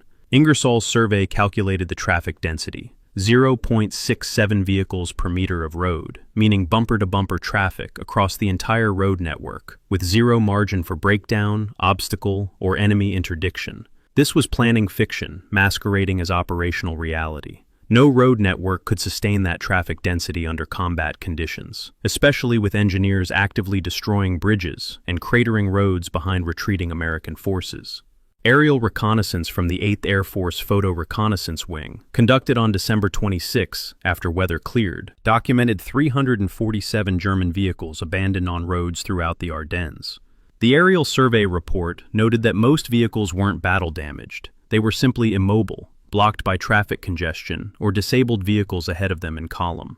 When Allied ground forces overran these positions in early January, they discovered many of the vehicles had fuel and ammunition remaining. They hadn't been knocked out by American fire. They'd been abandoned because the crews couldn't move forward or backward and faced capture if they remained. The engineering specifications of a Class 40 military bridge provide technical context for Germany's bridging challenges. A Class 40 bridge, rated for 40-ton vehicles, required a clear span of approximately 15 to 20 meters, depending on the river width and current velocity, supported by either prefabricated steel sections or timber cribbing if materials permitted on-site construction. Construction time for a full engineer battalion operating without enemy interference averaged 19 hours from site survey to traffic-capable bridge. German engineer battalions in the Ardennes were working under artillery fire, with limited materials due to supply line congestion, and against timelines that allowed 6 to 8 hours maximum before the offensive's momentum would be irretrievably lost. They couldn't meet those timelines. To me, the most telling detail isn't any single bridge or road junction, but Ingersoll's overall conclusion, submitted to First Army in February 1945. The terrain selected by German planners was defensible by a minimal force and nearly impassable to a large one. American defensive success was determined as much by geography as by tactical competence. That's a remarkably candid assessment, essentially arguing that the U.S. forces didn't so much win the Battle of the Bulge as avoid losing it, while geography defeated the German offensive. Ingersoll was right, and his assessment raises uncomfortable questions about whether American commanders understood how fortunate they'd been. The Germans chose the Ardennes because it was lightly defended and offered surprise. They lost because surprise couldn't overcome road networks that simply couldn't support the traffic volume required for operational success. Geography, that most implacable of military factors, proved impossible to overcome through audacity, training, or tactical skill. The forests and valleys of the Ardennes were more effective than any American defensive plan, and they asked nothing in return except patience, the one quality attackers on a deadline can never afford. Chapter 10. The Radio Silence. Oberst Friedrich August von der Heydt's mission log for December 17, 1944, contains a single repeated entry that appears 14 times across 6 hours. No contact, no contact, no contact.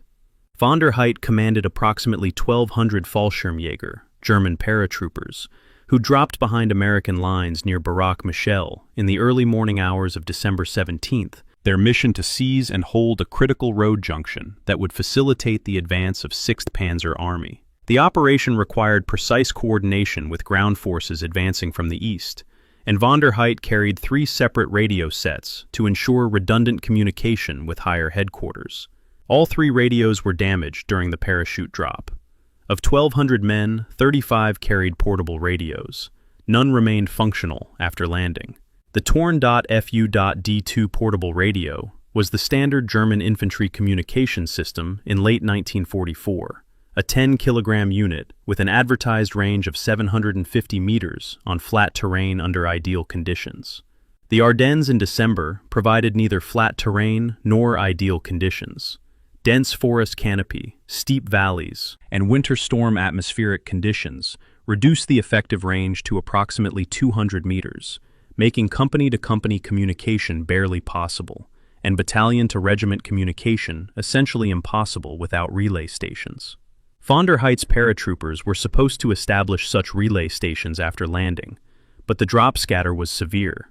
Men landed across a 6-kilometer radius instead of the planned 1-kilometer concentration, and many relay teams couldn't locate each other in darkness and forest. By 0900 hours on December 17th, von der Heydt had assembled approximately 350 men from his original 1,200, roughly 29% of his force. The remainder were scattered across the Ardennes, attempting to reach the rally point, or captured by American forces who stumbled across isolated paratroopers in the woods. Von der Heydt's immediate problem wasn't tactical. He'd seized his objective. The road junction was secure, but communicative. He had no way to inform 6th Panzer Army that the junction was held, no way to coordinate link-up timing, and no way to request resupply or reinforcement. Radio silence imposed by equipment failure was indistinguishable from radio silence imposed by enemy jamming or command decision, and von der Heydt had no way to communicate the distinction. On December 18th, von der Heydt sent a runner to contact the nearest German unit, estimated to be approximately 9 kilometers to the east, based on the sound of artillery fire. The runner, a sergeant whose name appears in the mission log as Schmidt, walked for 11 hours before being captured by American soldiers from the 1st Infantry Division. Schmidt's interrogation report, filed on December 19th and preserved in 1st Army intelligence summaries, notes that he was carrying a handwritten message from von der Heydt, requesting immediate relief and stating that the paratroop force could hold for maximum 72 hours without resupply. The message never reached German lines. Schmidt spent the rest of the war in a POW camp in England, unaware that his capture had sealed the fate of von der Heyt's isolated force. When I was examining German operational communications for the Bulge, I found it striking that von der Heydt's mission exemplified a systemic Wehrmacht communications failure that extended far beyond his isolated paratroop drop.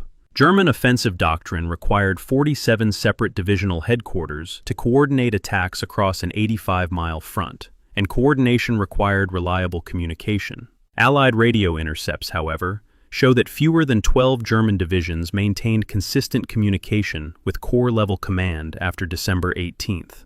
The remainder either observed strict radio silence to avoid Allied interception, thereby rendering themselves invisible to their own command structure, or attempted to communicate and failed due to equipment limitations or atmospheric interference. The German radio security protocols of late 1944 were stringent to the point of operational paralysis.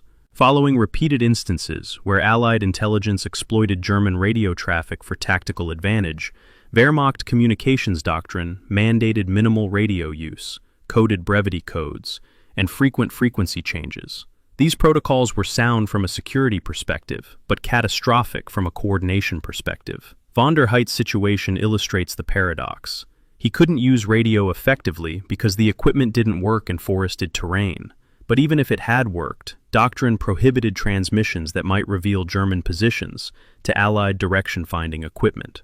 Security and operational necessity were fundamentally incompatible, and German commanders consistently prioritized security over coordination. On December 19th, von der Heydt intercepted an American radio transmission and realized, with what his post-capture interrogation describes as terrible clarity, that American forces had triangulated his position through his earlier transmission attempts. U.S. signal intelligence reports from 1st Army confirm this. Direction-finding stations at 3 locations had identified radio signals matching German frequency patterns originating from the Barak-Michel area, and artillery fire missions had been planned based on those fixes. Von der Heydt immediately ordered complete radio silence, but the damage was done. American forces knew approximately where the German paratroopers were located and adjusted defensive dispositions accordingly. The effective range of the torn .fu.D2 in the conditions von der Heydt faced, dense forest, hilly terrain, winter atmospheric conditions, was less than 200 meters, making it barely adequate for platoon-level communication and completely inadequate for anything approaching operational coordination. This wasn't a secret. German after-action reports from the Eastern Front had documented the radio's limitations in forested terrain as early as 1942. But industrial capacity constraints meant the Wehrmacht couldn't replace the torn .fu.D2 with more powerful systems, and operational requirements meant commanders continued to plan missions that assumed radio communications would function reliably. The gap between doctrinal assumption and technical reality created repeated failures like von der Heydt's. On December 21st, after 4 days without contact with German forces, and with his men suffering from exposure, ammunition exhaustion, and declining morale, von der Heydt surrendered to American forces near Monschau. His interrogation report notes severe frostbite on his feet. He'd been walking through snow in leather jump boots designed for summer operations, and profound exhaustion. When asked why he'd surrendered rather than attempting to break through to German lines, von der Heydt responded that he had no idea where German lines were, no means of communicating with them, and no realistic expectation of survival if he continued. The interrogator noted that von der Heydt seemed more frustrated than defeated, angry at what he characterized as inadequate planning and impossible mission parameters. To me, the most haunting aspect of von der Heydt's mission log isn't the repeated no-contact entries, but what they represent: a competent officer executing a mission that was impossible from inception due to equipment inadequacies no one had bothered to address. The U.S. military's JTRS program, Joint Tactical Radio System, spent $15 billion between 2003 and 2011 attempting to develop a secure, long-range, portable radio system that could operate reliably in contested terrain. The program was ultimately canceled as technologically unfeasible with 2011 technology. Germany, in 1944, was attempting to coordinate multi-division offensives using radios that couldn't transmit 200 meters through forest. Von der Heydt's repeated log entries weren't just documentation of communication failure. They were documentation of institutional delusion, the Wehrmacht's persistent belief that willpower and training could compensate for technological inadequacy. It couldn't. Von der Heide's 1,200 paratroopers, among the most elite soldiers Germany still possessed in late 1944, were rendered operationally irrelevant, not by American combat action, but by radios that didn't work, and a mission plan that assumed they would. Chapter 11. Patton's Pivot. Colonel Walter J. Mueller sat in the operations room of 3rd Army headquarters in Nancy, France, on the afternoon of December 19, 1944, staring at a movement order that he knew was impossible. Eisenhower had directed Patton to disengage 3 divisions from the Saar offensive, pivot them 90 degrees north, and attack into the southern flank of the German Bulge penetration, and he wanted this done within 48 hours. Mueller, 3rd Army's G4 logistics officer, had just finished calculating what that would actually require, moving 80,000 men, 40,000 vehicles, and roughly 25,000 tons of supplies through a road network already congested with supply traffic and refugee columns. His initial time estimate was 214 hours of continuous road movement to reposition all units. He had 48 hours. On the first page of his movement order, Mueller scrawled a coffee-stained post-it note that read, "This will never work. WJM." The meeting at Verdun on the morning of December 19th has become legendary in American military history, primarily for Patton's declaration that he could attack north within 48 hours, while most of Eisenhower's staff thought 7 days minimum was realistic. What's less known is that Patton had no logistics plan when he made that claim. He was gambling that Mueller could improvise one fast enough to make the boast reality.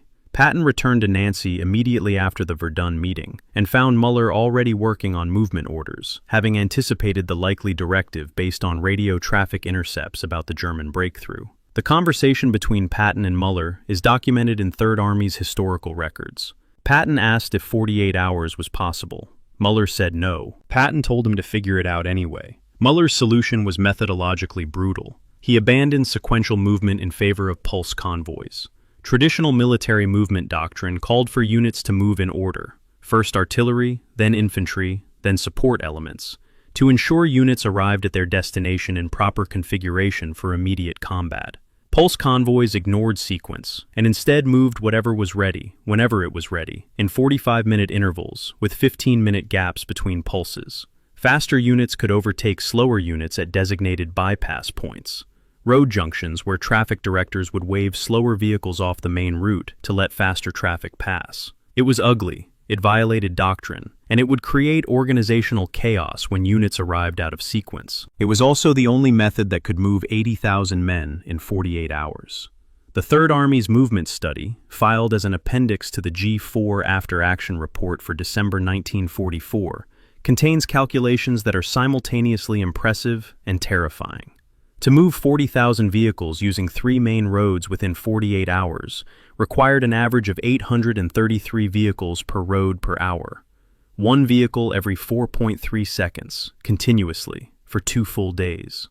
Any delay, mechanical breakdown, traffic accident, fuel stop, would cascade through the entire system and potentially collapse the timeline. Mueller's plan included pre-positioned recovery teams every 5 kilometers along the movement routes, with authority to push disabled vehicles off roads immediately, rather than attempting field repairs.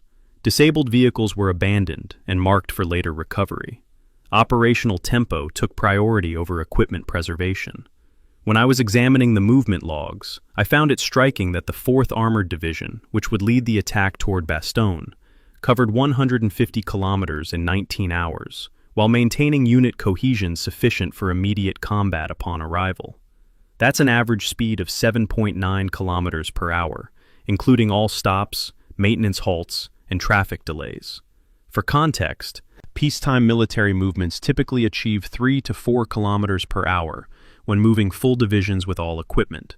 The 4th Armored sustained nearly double the normal rate under winter conditions on roads, shared with civilian traffic and supply columns. This wasn't superior equipment or training, it was logistical optimization, pushed to the absolute limit of vehicle mechanical reliability. The fuel consumption during 3rd Army's pivot northward was staggering. Patton's 3 divisions consumed 782,000 liters of fuel during the movement to Bastogne, more than the entire German 6th Panzer Army used in the first week of their offensive. The disparity wasn't just industrial capacity, it was distribution infrastructure. U.S. supply columns were delivering fuel through the Red Ball Express system, a dedicated truck convoy route that operated 24 hours per day, delivering supplies from Normandy ports to forward areas. German supply lines, by contrast, were under constant Allied air interdiction after December 23rd, and relied on rail transport that was systematically degraded by strategic bombing. Third Army could consume 782,000 liters because that fuel was reliably available. German forces could plan to capture fuel because their own supply system couldn't deliver it. On December 22nd, at 0600 hours, the 4th Armored Division's lead elements crossed the line of departure and attacked northward toward Bastogne.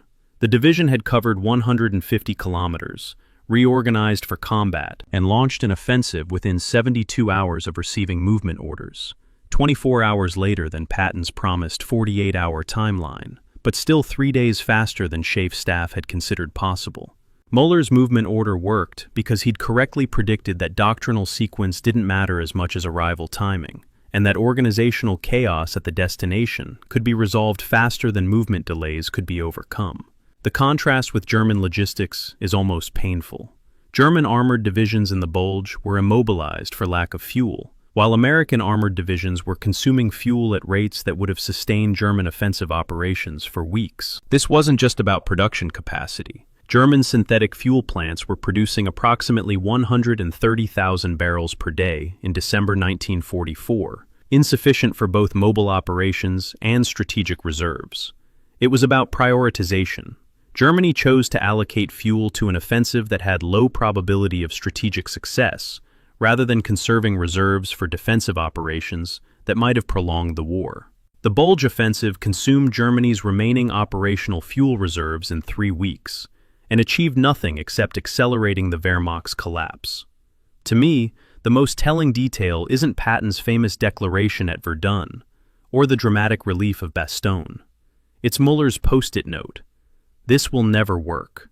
He was right, in a strictly doctrinal sense. The movement plan violated established procedures, created organizational chaos, and succeeded only because everyone involved worked beyond reasonable limits and accepted risks that peacetime planning would never tolerate. But it worked. Third Army pivoted 90 degrees, moved 80,000 men 150 kilometers, and launched a successful offensive in 72 hours, because Muller understood that impossible missions become possible when you abandon idealized procedures in favor of functional approximations. His movement order is still taught at the Army War College as an example of adaptive logistics planning under extreme time constraints. Modern military logistics software like JOPS, Joint Operation Planning and Execution System, uses algorithms derived from Muller's pulse convoy methodology. The computers just run the calculations faster than Muller could with paper and pencil. But the underlying logic is identical. Move what's ready when it's ready, accept chaos at the destination, and trust that operational urgency will overcome organizational disorder. It's ugly logistics, the kind that makes staff officers nervous, but it works when nothing else can. Chapter 12. The Volkssturm Boy. The diary sits in the National Archives under Record Group 242, Captured German Documents, a slim notebook bound in brown paper with pages that show water damage and pencil smudges. The handwriting belongs to a 16-year-old identified in translation only as Hans Weber, a pseudonym applied by Army translators in 1945 to protect a minor's identity, even in classified documents. Weber served in the 18th Volksgrenadier Division, one of the Wehrmacht's late-war formations, composed primarily of teenage conscripts and men over 45 deemed too old for regular military service. His diary spans 13 days, from December 14th through December 26th, and it documents the collapse of German unit cohesion in real time, through the observations of someone who understood he was watching defeat unfold, but lacked the military vocabulary to articulate what he was seeing. December 16th, the day the offensive began, contains an entry that's simultaneously naive and perceptive. They told us this was victory. It looks like dying. Weber's company was issued 1 rifle per 3 men during mobilization, with verbal assurances they'd collect more from the dead, a detail confirmed in the 18th Volksgrenadier Division's mobilization order, which notes a 37% shortfall in small arms that would be rectified through battlefield recovery. This wasn't operational flexibility, it was desperation masquerading as planning. Expecting teenage conscripts to arm themselves by scavenging corpses on a battlefield was the Wehrmacht's institutional admission that Germany no longer possessed the industrial capacity to equip its own army. Weber's training, documented in earlier diary entries from November, consisted of 11 days of instruction, 3 days of political indoctrination explaining why Germany must win, 8 days of basic drill and small unit tactics, 0 live-fire exercises, 0 defensive position construction training, 0 first aid training beyond apply pressure to wounds. This is what military sociologists call ritual training, going through the motions of military preparation without the resources or time to actually prepare soldiers for combat. Weber's company entered combat having never fired their weapons, having never seen how artillery impacts terrain, having never experienced the disorientation and chaos that defines infantry combat. They learned by dying. December 18th contains a sketch of a church steeple, drawn with surprising artistic competence. Below the sketch, "They told us this was victory. It looks like dying." Weber was repeating himself, the phrase appearing in multiple entries, and I find that repetition striking, not as literary technique, but as genuine cognitive loop, someone trying to process an experience for which he had no frame of reference. He'd been told the offensive was succeeding, that German forces were advancing victoriously, but what he actually observed was wounded streaming eastward in greater numbers than troops moving west toward the front. The contradiction between official narrative and visible reality was creating psychological dissonance he didn't know how to resolve. December 20th describes a panzer column passing Weber's position in a forest near Saint-Vith. They look like ghosts. No one waves, no one sings. Earlier diary entries from training describe soldiers marching with music and camaraderie, the romanticized image of military service that Wehrmacht recruiting emphasized. The reality Weber encountered was exhausted men in frozen vehicles, conserving energy, no longer performing the social rituals of unit cohesion, because those rituals require energy reserves no one possessed. The contrast between expectation and reality appears throughout the diary, a persistent theme of discovering that war is nothing like what authority figures promised it would be. December 21st records an event that appears in the 18th Volksgrenadier Division's after-action report, under bureaucratic language. Command element of 2nd Battalion, 594th Regiment, temporarily absent from position, night of 20 to 21 December. Weber's description is more direct. The Hauptmann is gone, took his kit. Sergeant says he went to find ammunition. Everyone knows he ran. The company commander had deserted, abandoning his unit under cover of darkness, and the remaining soldiers understood immediately what had happened, despite official explanations. Unit cohesion, the social and psychological bonds that make military organizations function, had collapsed when the commander demonstrated through action that he prioritized personal survival over organizational loyalty. The source conflict between official German reports and soldier testimony like Weber's is historically illuminating.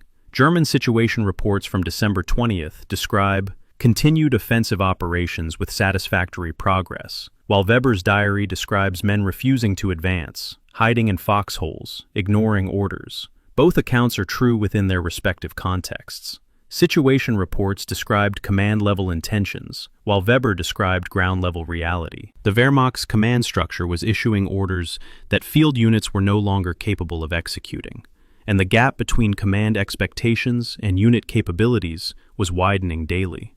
December 22nd, Weber's unit surrendered near Saint-Vith without firing a shot.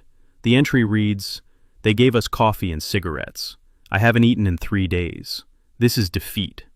The prisoner log from the 1st Infantry Division confirms that elements of the 18th Volksgrenadier Division surrendered en masse on December 22nd, approximately 340 men from various units, and notes that prisoners showed signs of malnutrition and exposure.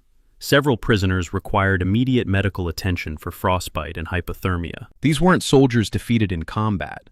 They were adolescents and middle-aged men who'd been sent to fight without adequate equipment, training, or supplies, and who'd concluded that survival required surrender. When I was analyzing surrender rates across different German formations in the Bulge, I found that Volksgrenadier divisions had a surrender rate of approximately 4 times higher than Waffen-SS divisions. The 18th Volksgrenadier Division specifically showed a 23% surrender rate by December 26th, meaning nearly 1/4 of the division's strength had been captured rather than killed, wounded, or successfully withdrawn. That's catastrophic for unit cohesion. The disparity with SS units wasn't about courage or cowardice. It was about ideological commitment and perceived alternatives. SS soldiers believed, or had been convinced to act as if they believed, that surrender meant death at the hands of vengeful allies. Volksgrenadier conscripts like Weber had no such ideological framework, and correctly assessed that surrender to American forces offered better survival prospects than continued combat in a losing battle. The 18th Volksgrenadier Division entered the Battle of the Bulge with approximately 16,200 men. By December 26th, only 4,400 were still combat effective, a 73% attrition rate. Casualty reports show only 2,100 killed or wounded, meaning approximately 9,700 men either deserted or surrendered. That's not a military unit. It's an armed mob in the process of disintegration. Weber's diary documents that disintegration from the inside. The missing equipment, the absent commander, the men who stopped following orders because authority had demonstrably failed them. To me, the most unbearable detail isn't Weber's final entry about defeat. It's that sketch of the church steeple. He was 16 years old, conscripted into a war he didn't understand, sent to fight with inadequate weapons and training, and he still tried to find something beautiful worth documenting. The sketch is crude but competent, suggesting someone who'd drawn before, who had interests and skills beyond military service. The Wehrmacht took that person and sent him to the Ardennes in December, with 1 rifle per 3 men and instructions to collect more from the dead. Weber survived, surrendered, and spent the rest of the war in a POW camp. His diary was confiscated during processing, translated by Army intelligence analysts looking for tactical information, and eventually archived as a historical document. Whether Weber ever knew his diary survived, whether he ever tried to recover it after the war, remains unknown. The archive contains no follow-up correspondence, no requests for return, just a brown paper notebook with water-stained pages and 1 sketch of a church steeple, proof that someone tried to preserve beauty while surrounded by institutional failure and human waste. Chapter 13. The Bridge That Wasn't. Major General Leonard Giraud's operational map for December 17, 1944, hangs in the 5th Corps Historical Collection at Fort Liberty, North Carolina, a large-scale tactical map marked with grease pencil circles around 3 river crossings at Huy, Ardennes, and Givet. The circles are labeled Priority Defense in Giraud's handwriting, and beside them a note reads, "If they get here, we've lost. They won't get here." Giraud commanded 5th Corps, responsible for defending the northern shoulder of the Bulge penetration, and his map annotation reveals something crucial about how the battle was actually won. Allied commanders correctly predicted German objectives and positioned forces to defend those objectives before German spearheads came anywhere close. The Battle of the Bulge was decided not by the fighting that happened, but by the fighting that never occurred because the Germans couldn't reach the places where it would have mattered. The Meuse River represented the operational objective of the German offensive, not the symbolic endpoint, but the practical one. Crossing the Meuse would split Allied forces north and south, disrupt supply lines running through Liège and Antwerp, and create strategic chaos that might force negotiation, or at minimum, delay Allied offensive operations for months. German operational plans, captured intact at various headquarters in early 1945, specified that lead elements must reach Meuse bridges by December 19th, 3 days after the offensive began. The plan assumed surprise would produce psychological collapse, that American units would flee rather than fight, and that roads would be open for rapid exploitation. None of those assumptions held. Giraud issued Operations Order No. 47 on December 17th at 1100 hours. 31 hours into the German offensive. The order repositioned the 1st Infantry Division, the Big Red One, to establish blocking positions 30 kilometers west of the current German advance. Not at the current front line, not in response to immediate threat, but 30 kilometers behind terrain where fighting hadn't yet occurred. This is preemptive defense, positioning forces where the enemy will be rather than where the enemy is. And it requires accurate prediction of enemy intentions, combined with willingness to thin defensive lines elsewhere, to concentrate forces at predicted decision points. British 10th Corps moved south to defend Meuse crossings on December 18th, a 48-hour redeployment that involved approximately 60,000 men and 15,000 vehicles. The movement was ordered by Field Marshal Montgomery, based on liaison with Eisenhower's headquarters, and represented the kind of inter-allied coordination that skeptics thought impossible, given Montgomery's difficult personality and complicated command relationships. The movement wasn't contested by German forces because German intelligence didn't detect it. Luftwaffe reconnaissance flights were grounded by weather, and German signals intelligence had lost track of British unit dispositions in the confusion of the offensive. By December 20th, British forces had established defensive positions, covering all major Meuse crossings from Givet north to Liège, positions that German forces would never approach closely enough to test. When I was cross-referencing German operational timelines with actual advance rates, I found it striking that the Germans were 90 kilometers short of their December 19th objective on December 19th. The 2nd Panzer Division, which penetrated furthest west, reached Celles on December 23rd, 8 kilometers from the Meuse, and 4 days late. 8 kilometers is simultaneously close and impossibly distant in military terms. Close enough to see the objective, distant enough that getting there would require breaking through prepared defenses with depleted forces that had already exceeded their logistical sustainability. The offensive had effectively failed on December 18th, when it became clear that advance rates wouldn't meet timeline requirements, but institutional momentum kept German forces attacking for another week. The village of Celles, where 2nd Panzer Division's advance stopped, provides a microcosm of the entire offensive's failure. The division arrived with approximately 40 operational tanks after losing more than half its armor strength to mechanical breakdown and combat losses during the advance. Fuel stocks were nearly exhausted, ammunition was limited, and no resupply was possible because Allied air interdiction had severed supply lines. On December 24th, the division attempted to continue advancing toward the Meuse, but was engaged by elements of the U.S. 2nd Armored Division with full fuel, ammunition, and air support. The engagement lasted 6 hours. 2nd Panzer Division was effectively destroyed as a combat formation. Aircraft from the 9th Air Force flew close support missions that delivered concentrated firepower impossible for ground forces to counter. The survivors retreated eastward on foot, abandoning vehicles that had run out of fuel or ammunition. Girox's staff calculated German advance momentum decay in a G3 analysis dated December 26th. The analysis used distance-per-day measurements to project that if the German advance continued at current rates, factoring in combat delays, mechanical breakdowns, and fuel shortages, forward elements would reach the Meuse on January 17, 1945. This is operational analysis as autopsy, determining that the patient was already dead, even though residual twitching suggested otherwise. The German offensive had lost 3.2 kilometers per day of momentum after December 18th, meaning each subsequent day of advance covered less distance than the previous day. That's not a temporary setback, it's exponential failure. And exponential failure curves don't reverse without dramatic external intervention that never came. Allied forces positioned 412 anti-tank guns, covering Meuse River approaches by December 20th. German intelligence, relying on outdated assessments from before the offensive began, estimated approximately 40 anti-tank guns in the sector. That's a 10-to-1 disparity in defensive capability, and it meant any German attempt to force a river crossing would have encountered prepared defenses that far exceeded what operational planning had anticipated. The technical challenge of conducting an opposed river crossing is immense, even with engineering support, adequate suppressive fire, and tactical surprise. The Germans had none of those advantages by late December, and any attempt to cross the Meuse would have been catastrophic. The engineering requirements for constructing a Class 40 pontoon bridge, capable of supporting 40-ton vehicles, under combat conditions, are worth examining because they reveal why the Meuse represented an impassable obstacle for German forces, even if they'd reached it.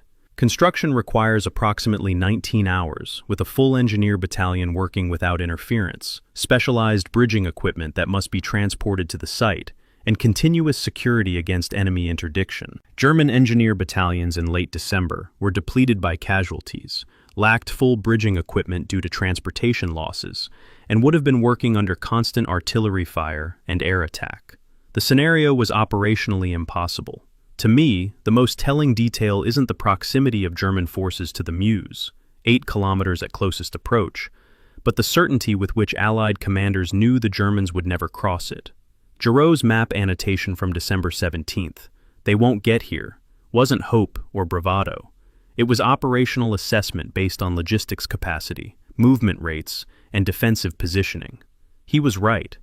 The battle that would have decided the campaign never happened because German forces couldn't reach the terrain where it would have been fought. This is what decisive victory looks like in modern warfare: denying the enemy the ability to engage on terms where they might win, positioning forces where prediction indicates threat will emerge, and letting operational friction, mechanical breakdown, fuel exhaustion, supply line interdiction, degrade enemy capability below combat effectiveness threshold.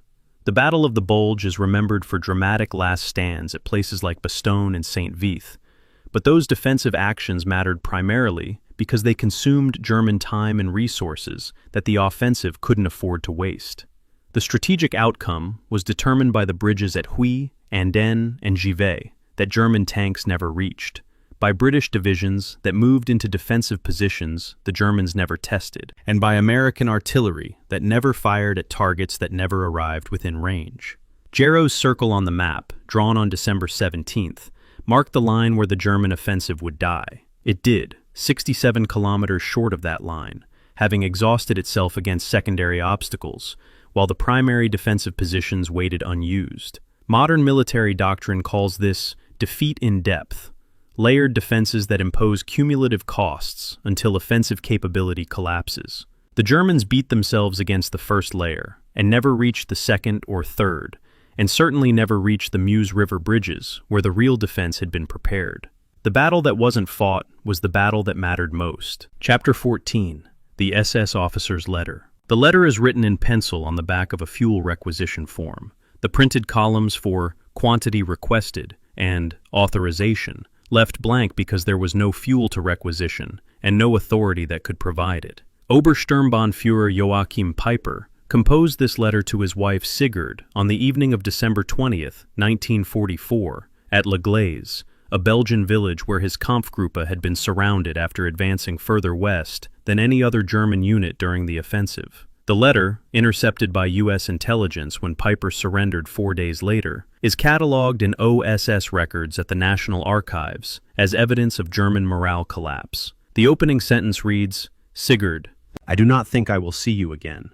Peiper was among the most decorated Waffen-SS officers on the Western Front in late 1944. Holder of the Knight's Cross with oak leaves, veteran of the Eastern Front campaigns, where brutality had been both policy and practice.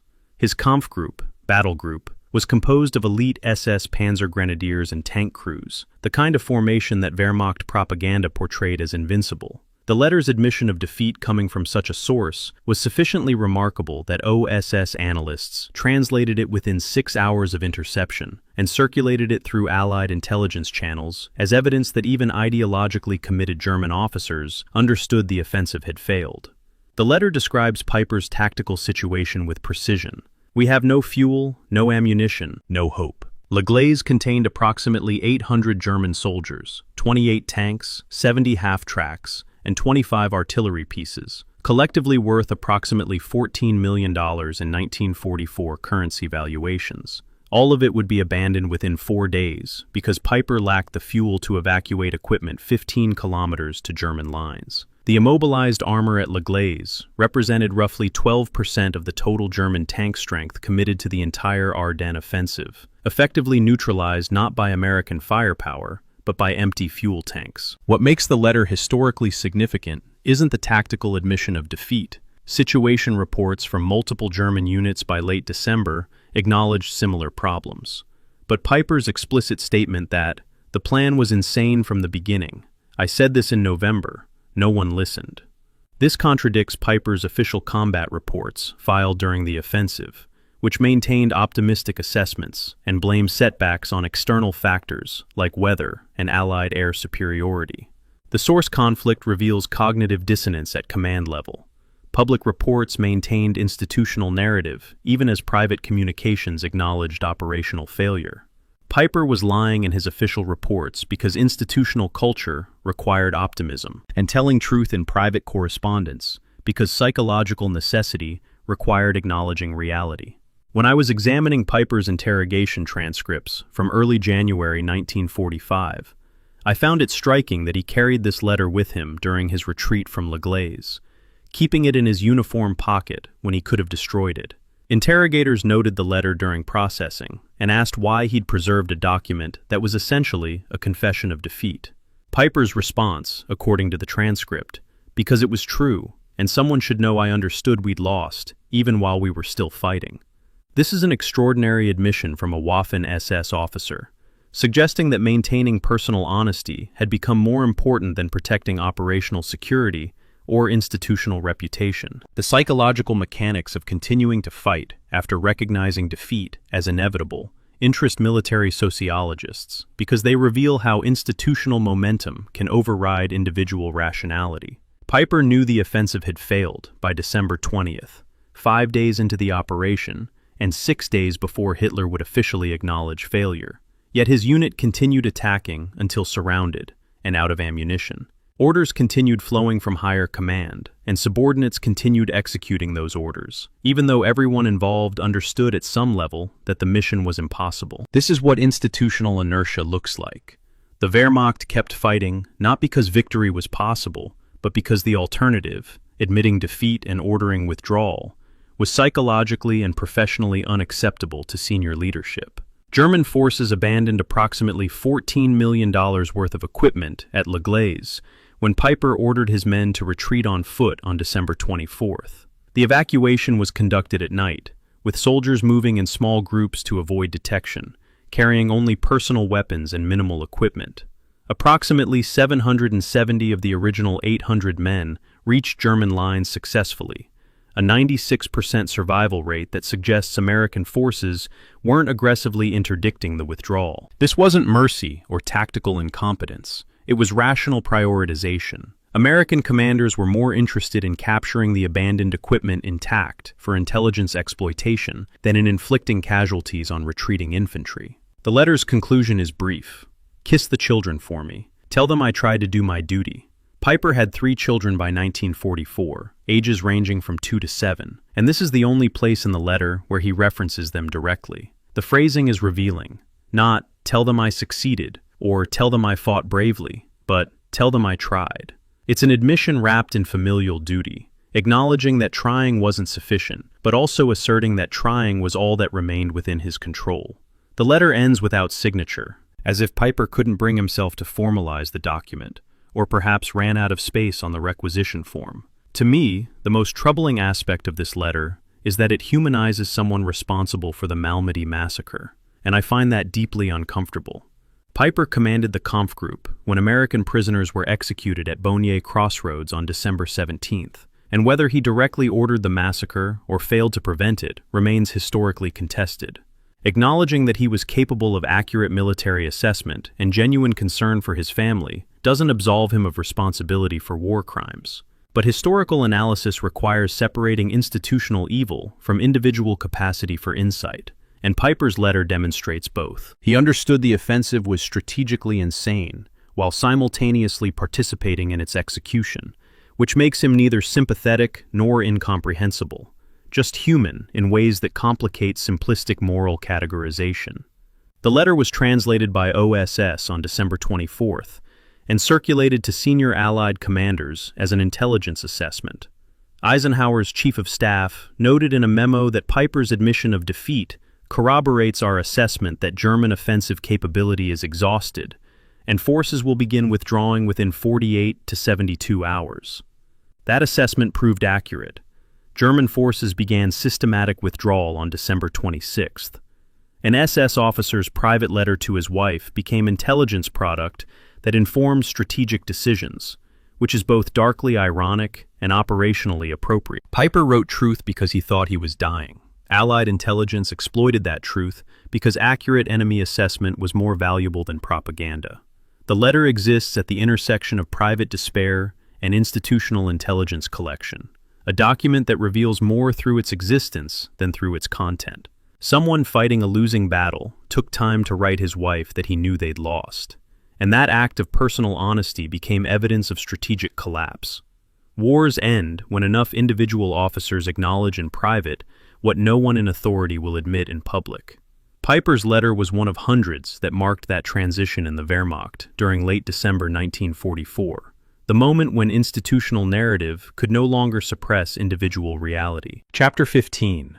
The Fuel Depot at Stavelot. Lieutenant Colonel David Pergrin's investigation report, filed with Engineer Command in January 1945, contains one sentence underlined so heavily the pencil tore the paper. The fuel depot at Stavelot contained enough gasoline to move the entire German 6th Panzer Army to Paris. We left it unguarded.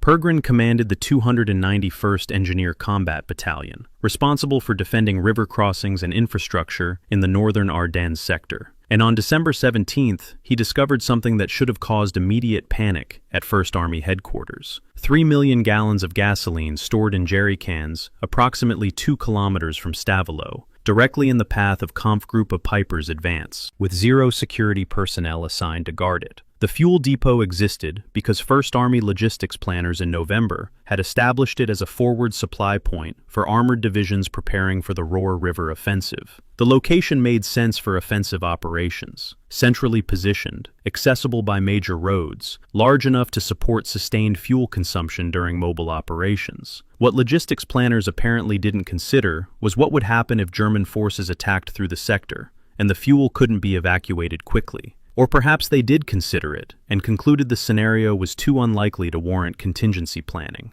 Either way, the result on December 17th was catastrophic near miss. The single largest fuel concentration in the Ardennes sector sat undefended 2 hours' drive from German tanks specifically tasked with capturing Allied fuel supplies. Pergrin received word that German armor was approaching Stavelot at 1500 hours on December 17th. 33 hours into the offensive. He immediately drove to the fuel depot to assess the situation and discovered what his investigation report describes as complete absence of security or evacuation procedures. The fuel was stored in 5-gallon jerry cans, stacked in open fields, organized by fuel type, diesel in one area, gasoline in another, with minimal weather protection and absolutely no defensive preparation. Pergrin's first instinct was correct. This fuel needed to be destroyed immediately before German forces could capture it. His second realization was worse.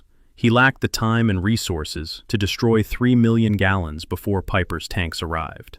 The confrontation between Pergrin and 1st Army quartermaster officers over destroying the fuel depot is documented in meeting notes preserved with the investigation report. A quartermaster colonel argued that destroying the bridge into Stavelot would cut off fuel deliveries to 1st Army units conducting offensive operations toward the Roer dams. Pergrin pointed out that German intelligence summaries showed enemy armor 8 kilometers from Stavelot. The quartermaster's response: 8 kilometers is sufficient distance for evacuation if necessary. Pergrin's response is recorded as profane and emphatic, military bureaucratic language for what was probably an accurate assessment of institutional paralysis delivered with appropriate urgency. Pergrin ordered his engineers to set demolition charges on the Stavelot Bridge at 16:30 hours on December 17th, over the objections of quartermaster officers who wanted the bridge maintained for supply traffic. The charges were standard M1A1 demolition blocks, approximately 60 pounds of TNT, configured to drop the bridge's central span into the river. Pergrin's engineers completed placement by 1700 hours and waited for orders to detonate. Those orders didn't come immediately because 1st Army headquarters was still debating whether bridge destruction was premature. The debate continued until 0600 hours on December 18th, when Piper's lead elements entered Stavelot from the east and began moving toward the bridge. When I was examining the source conflict between 1st Army logistics directives and field commanders' actions at Stavelot, I found it striking that institutional priorities were inverted by peacetime thinking. Logistics officers prioritized maintaining supply lines for planned operations, even after those operations had been suspended due to German attack. Field commanders like Pergrin recognized that preventing German forces from capturing 3 million gallons of fuel was more strategically important than preserving supply infrastructure for operations that weren't happening. The disconnect wasn't incompetence. It was institutional culture that couldn't pivot quickly enough from offensive planning to defensive crisis management. Pergrin's engineers detonated the Stavelot Bridge at 0617 hours on December 18th, 3 minutes after Piper's reconnaissance vehicles came within visual range. The bridge's central span collapsed into the Amblève River, creating an impassable obstacle that forced Piper to search for alternate crossings. More importantly, the bridge destruction isolated the fuel depot on the east bank, where American engineers could defend it or destroy it without worrying about German tanks immediately overrunning the position.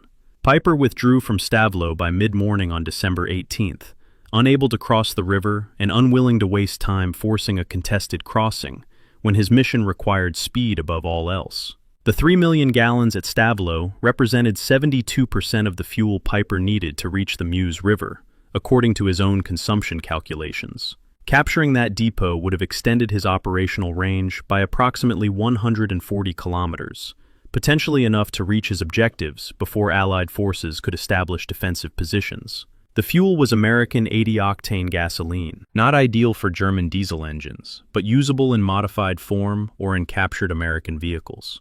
Piper's after-action report, filed before his surrender at La Glaise, specifically mentions Stavelot Fuel Depot as a missed opportunity that would have changed everything. He was probably right. Pergrin's investigation concluded that the fuel depot should have been evacuated on December 15th, 2 days before German forces approached, based on intelligence warnings that Dixon had filed predicting German offensive preparations. The fuel could have been moved using available transport. Approximately 600 tanker trucks were operating in the 1st Army sector, and evacuating 3 million gallons would have required 48 hours with existing capacity. Instead, the fuel remained in place because no one thought the Germans could penetrate that far, according to the investigation's final assessment. This is institutional failure in its purest form. Accurate intelligence was available, resources for action existed, and decision-makers chose not to act because the threat seemed improbable. To me, the most disturbing aspect of the Stavelot Fuel Depot incident isn't that it almost happened. It's that Allied commanders learned nothing from it. Similar near-miss incidents occurred throughout the Bulge. Ammunition dumps evacuated hours before German capture. Supply depots abandoned so hastily that equipment manifests were incomplete. Field hospitals moved with wounded still in surgery. Each incident represented catastrophic logistics planning that succeeded only because German forces were too disorganized or fuel-starved to exploit American vulnerabilities.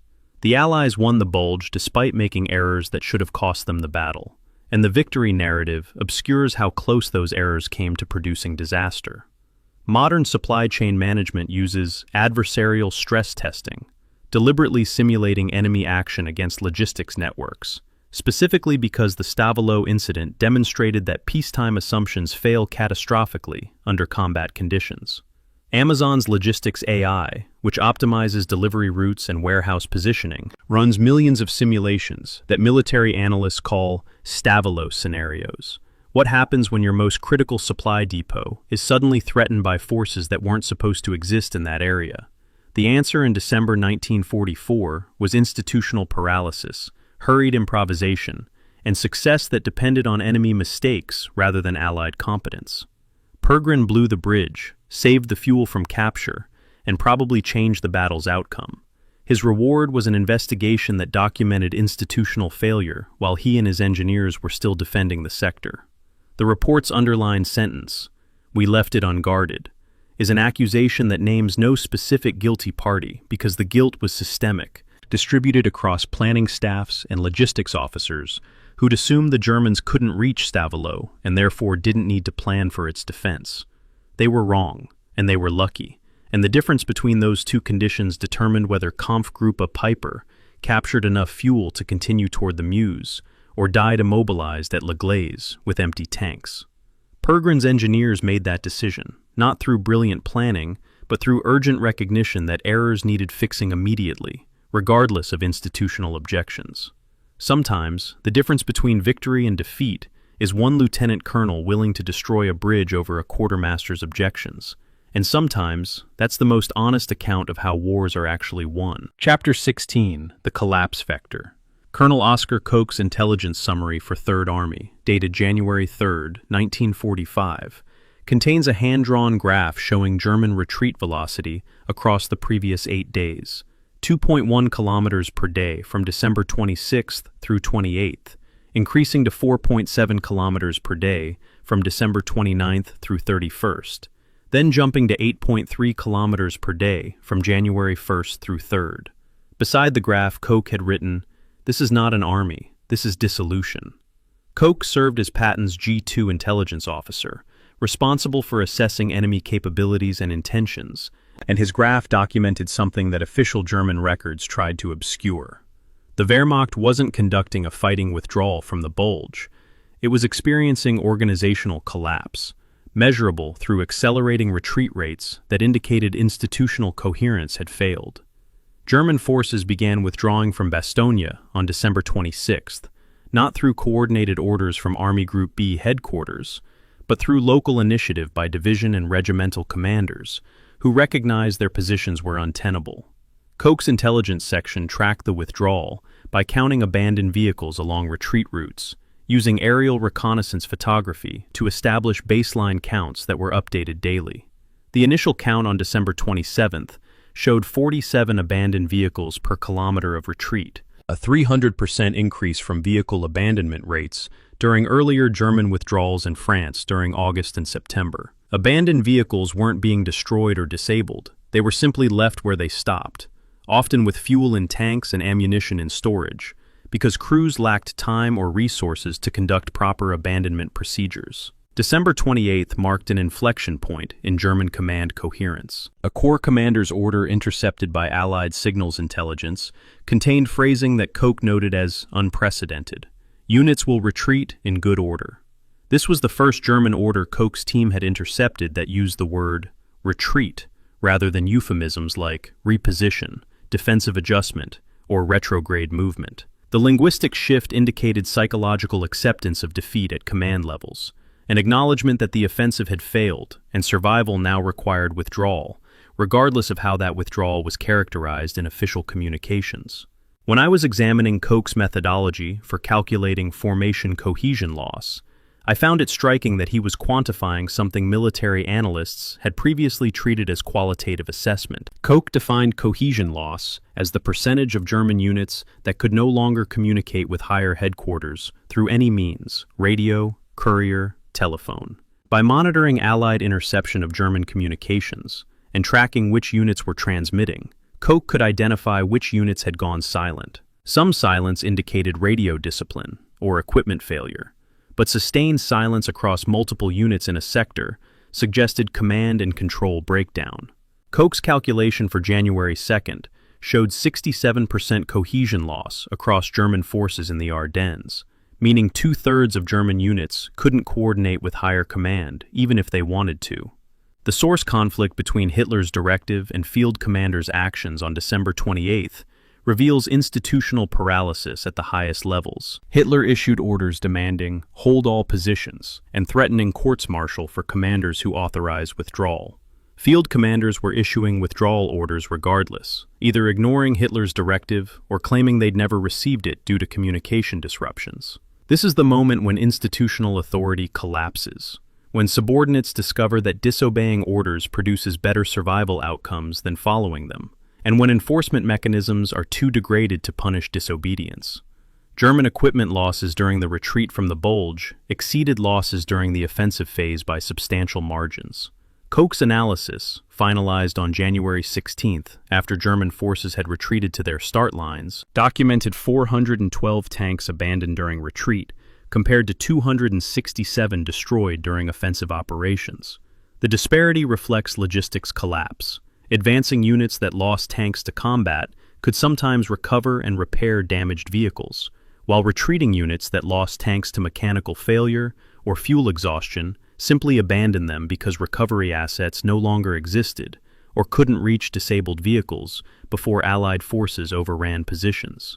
Koch's projection that the Wehrmacht would collapse entirely within 90 days of January 3rd, meaning by early April 1945, proved accurate within 2 weeks. Germany surrendered on May 8th, 125 days after Koch's assessment, but effective military resistance collapsed in late March, when the Remagen Bridge was captured and Allied forces crossed the Rhine in strength. Koch's calculation was based on attrition mathematics.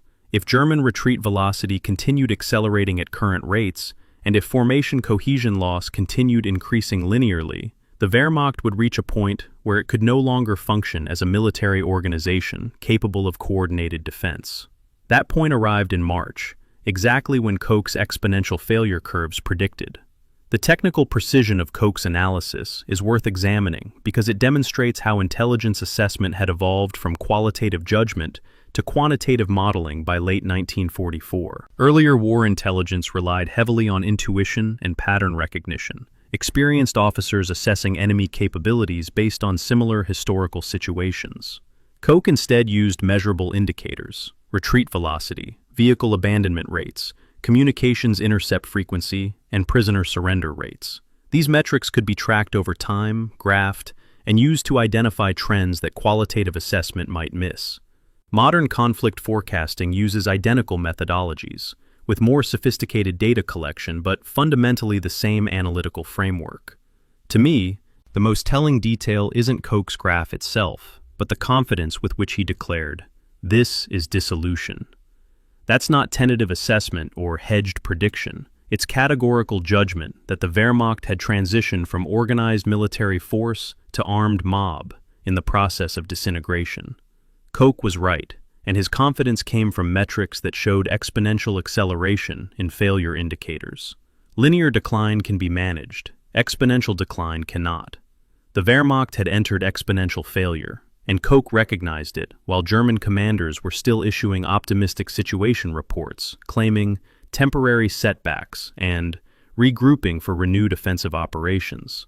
The Battle of the Bulge consumed Germany's last strategic reserve, approximately 200,000 men, 600 tanks, and operational fuel reserves sufficient for approximately 3 weeks of mobile combat. The offensive achieved nothing except accelerating Wehrmacht collapse that might otherwise have occurred more gradually over subsequent months. Hitler ordered the attack, knowing it would consume Germany's remaining military capacity, choosing symbolic desperation over rational delay. Koch's analysis proves Hitler's gamble failed catastrophically. The offensive didn't prolong the war or improve Germany's negotiating position.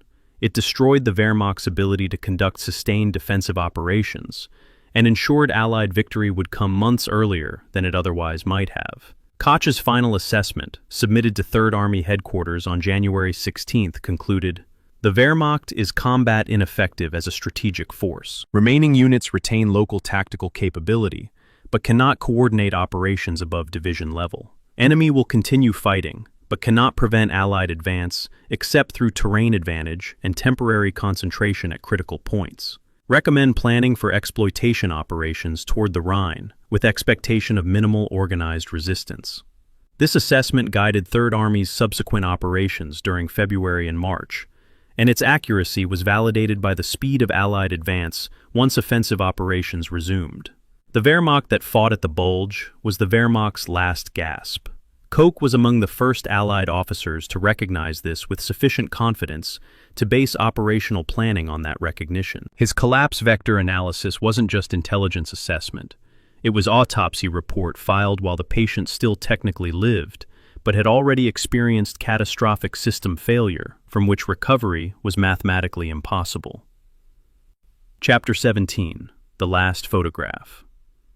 The photograph measures 8 inches by 10 inches, standard U.S. Army Signal Corps format for combat photography in World War II, printed on matte finish paper that has yellowed to cream over 8 decades. It shows approximately 340 German prisoners of war marching in a ragged column past a destroyed Tiger II heavy tank near St. Vith on January 16, 1945. The tank's turret number, 213, is still visible despite fire damage to the chassis. In the foreground, a German soldier has stopped walking and turned to stare at the destroyed tank. An American military police officer, blurred by motion, is yelling at him to keep moving. The photograph is catalogued in the National Archives as photo number 111SC198861, and it was taken by Lieutenant William Lewis, a Signal Corps photographer who described it 40 years later as the saddest thing I ever shot. Lewis took this photograph at 14:30 hours on January 16th, the day German forces completed their withdrawal to the start line of the offensive, exactly 1 month after the attack had begun. His caption sheet, filed with the photo, reads, "German prisoners, captured during Battle of the Bulge, marched to POW cages. They look relieved." That final observation, "they look relieved," appears to be personal commentary rather than official description, suggesting Lewis understood he was documenting something beyond standard POW processing. The men in the photograph aren't the haggard, desperate soldiers often shown in late-war German images. They're exhausted but organized, moving in formation, many still carrying personal equipment. They look like military personnel conducting an administrative movement, rather than defeated combatants under guard. The soldier who stopped to stare at the destroyed tank appears in several frames from Lewis's contact sheet, though only one image was printed for official distribution. Lewis later described the moment in an oral history interview conducted in 1982. He just stopped and stared at that tank, like he couldn't believe it was real, like he couldn't believe he'd survived. The MP was shouting at him to keep moving, but the German just stood there for maybe 10 seconds, staring. Then he turned and kept walking, never said a word. Those 10 seconds became the photograph, a moment of recognition, of psychological transition from soldier to prisoner, captured in the instant before institutional processing began. The source conflict between German POW interviews and Nazi propaganda regarding surrender provides context for understanding this image. German prisoner interrogations from January 1945 describe relief at capture as a common theme, with soldiers explaining they'd expected execution or abuse, but instead received food, medical care, and cigarette rations. Nazi propaganda depicted surrender as betrayal punishable by courts-martial for captured soldiers' families, creating psychological barriers to capitulation, even when tactical situations were hopeless. This photograph captures the moment when propaganda narrative collided with lived reality. The soldier staring at destroyed German armor while standing safely among American guards who weren't executing him. The photograph appeared in Stars and Stripes on February 2nd with the caption, "Hitler's Last Gamble Ends," standard military journalism reducing complex human experience to morale-building headline. Lewis noted in his oral history that wasn't the story. The story was those faces. Nobody looks like a warrior. They look like people who want to go home. He was describing what military sociologists call role transition, the psychological shift from combatant identity to prisoner identity, which requires abandoning military purpose and accepting dependence on enemy mercy. The photograph documents that transition in progress, visible in faces that show exhaustion, relief, and what might be guilt for surviving while comrades died. Between December 16, 1944, and January 25, 1945, 30,582 German soldiers surrendered in the Ardennes sector. That's a surrender rate of 4.1 times higher than the Western Front average during 1944, statistically significant enough to suggest the Bulge offensive produced psychological conditions that made surrender more acceptable than during earlier campaigns. Some of this reflected material conditions, better treatment by American captors than German propaganda had predicted, but much reflected exhaustion and recognition that Germany had lost the war, regardless of individual tactical outcomes. In 1989, the National World War II Museum in New Orleans used Lewis's photograph in an exhibition about the Battle of the Bulge. A visitor identified himself as the soldier in the foreground staring at the tank. His name was Klaus Becker, age 68, owner of a bakery in Stuttgart, Germany. He contacted the museum to request a copy of the photograph. Museum records note, subject states he does not remember the photograph being taken. He remembers the tank. It had belonged to his battalion's heavy company. He remembers stopping to look at it and thinking, this is over. He does not remember what happened next. That blank space, does not remember what happened next, is where military identity ended and civilian identity began. A psychological discontinuity so profound, it created literal amnesia for subsequent events. When I was examining Lewis's contact sheets from January 16th, I found it striking that this image was one of 43 photographs he took that day, and it's the only one showing a prisoner pausing to observe destroyed equipment. The other frames show standard POW processing, men being searched, organized into columns, loaded onto trucks for transport to rear area camps. This single image captures something the others don't: individual agency in a moment when individual agency should have been completely suppressed by institutional control. The soldier chose to stop and look, despite MP orders to keep moving. That choice, however brief, was an assertion of autonomous judgment. This tank matters enough to risk punishment to observe it. To me, the most haunting aspect of this photograph is what it reveals about how wars end. Not with declarations or treaties, but with individual soldiers staring at destroyed equipment and realizing the abstraction called Germany, or the Third Reich, has become meaningless, while the concrete reality of their own survival remains paramount. Becker stopped being a German soldier in that moment. He became Klaus Becker, future bakery owner, survivor. The photograph captures that transformation in progress, literally frozen mid-step between military obligation and civilian future. Becker died in September 2024 at age 99. His obituary in the Stuttgarter Zeitung mentioned he'd served in the Wehrmacht during World War II, but provided no details about his service. His grandson contacted the National World War II Museum in October, having found Lewis's photograph while sorting family papers, and asked whether the museum knew anything about the image. A curator explained its historical context and sent digital copies of Lewis's contact sheets. The grandson's response, preserved in museum correspondence: "My grandfather never talked about the war. Now I understand why." This photograph shows the moment he stopped being a soldier and became human again. That's what this battle was, the moment history replaced myth. The Battle of the Bulge ended on January 25, 1945, when Allied forces re-established the frontline positions they'd held on December 15th. 31 days of combat, approximately 89,000 American casualties, 100,000 German casualties, and territorial gains that amounted to precisely zero after German withdrawal. The strategic situation on January 26th was identical to December 15th, except that Germany had consumed its final strategic reserves, and the Wehrmacht's ability to defend was irretrievably compromised. The offensive achieved nothing except accelerating Germany's collapse by months. But for Klaus Becker, pausing to stare at Tiger II-13 on a cold afternoon in January, the battle achieved something personal and inexpressible: survival. The opportunity to become someone other than a soldier. The chance to live long enough to own a bakery and raise children who would never know war. Lewis's photograph captures him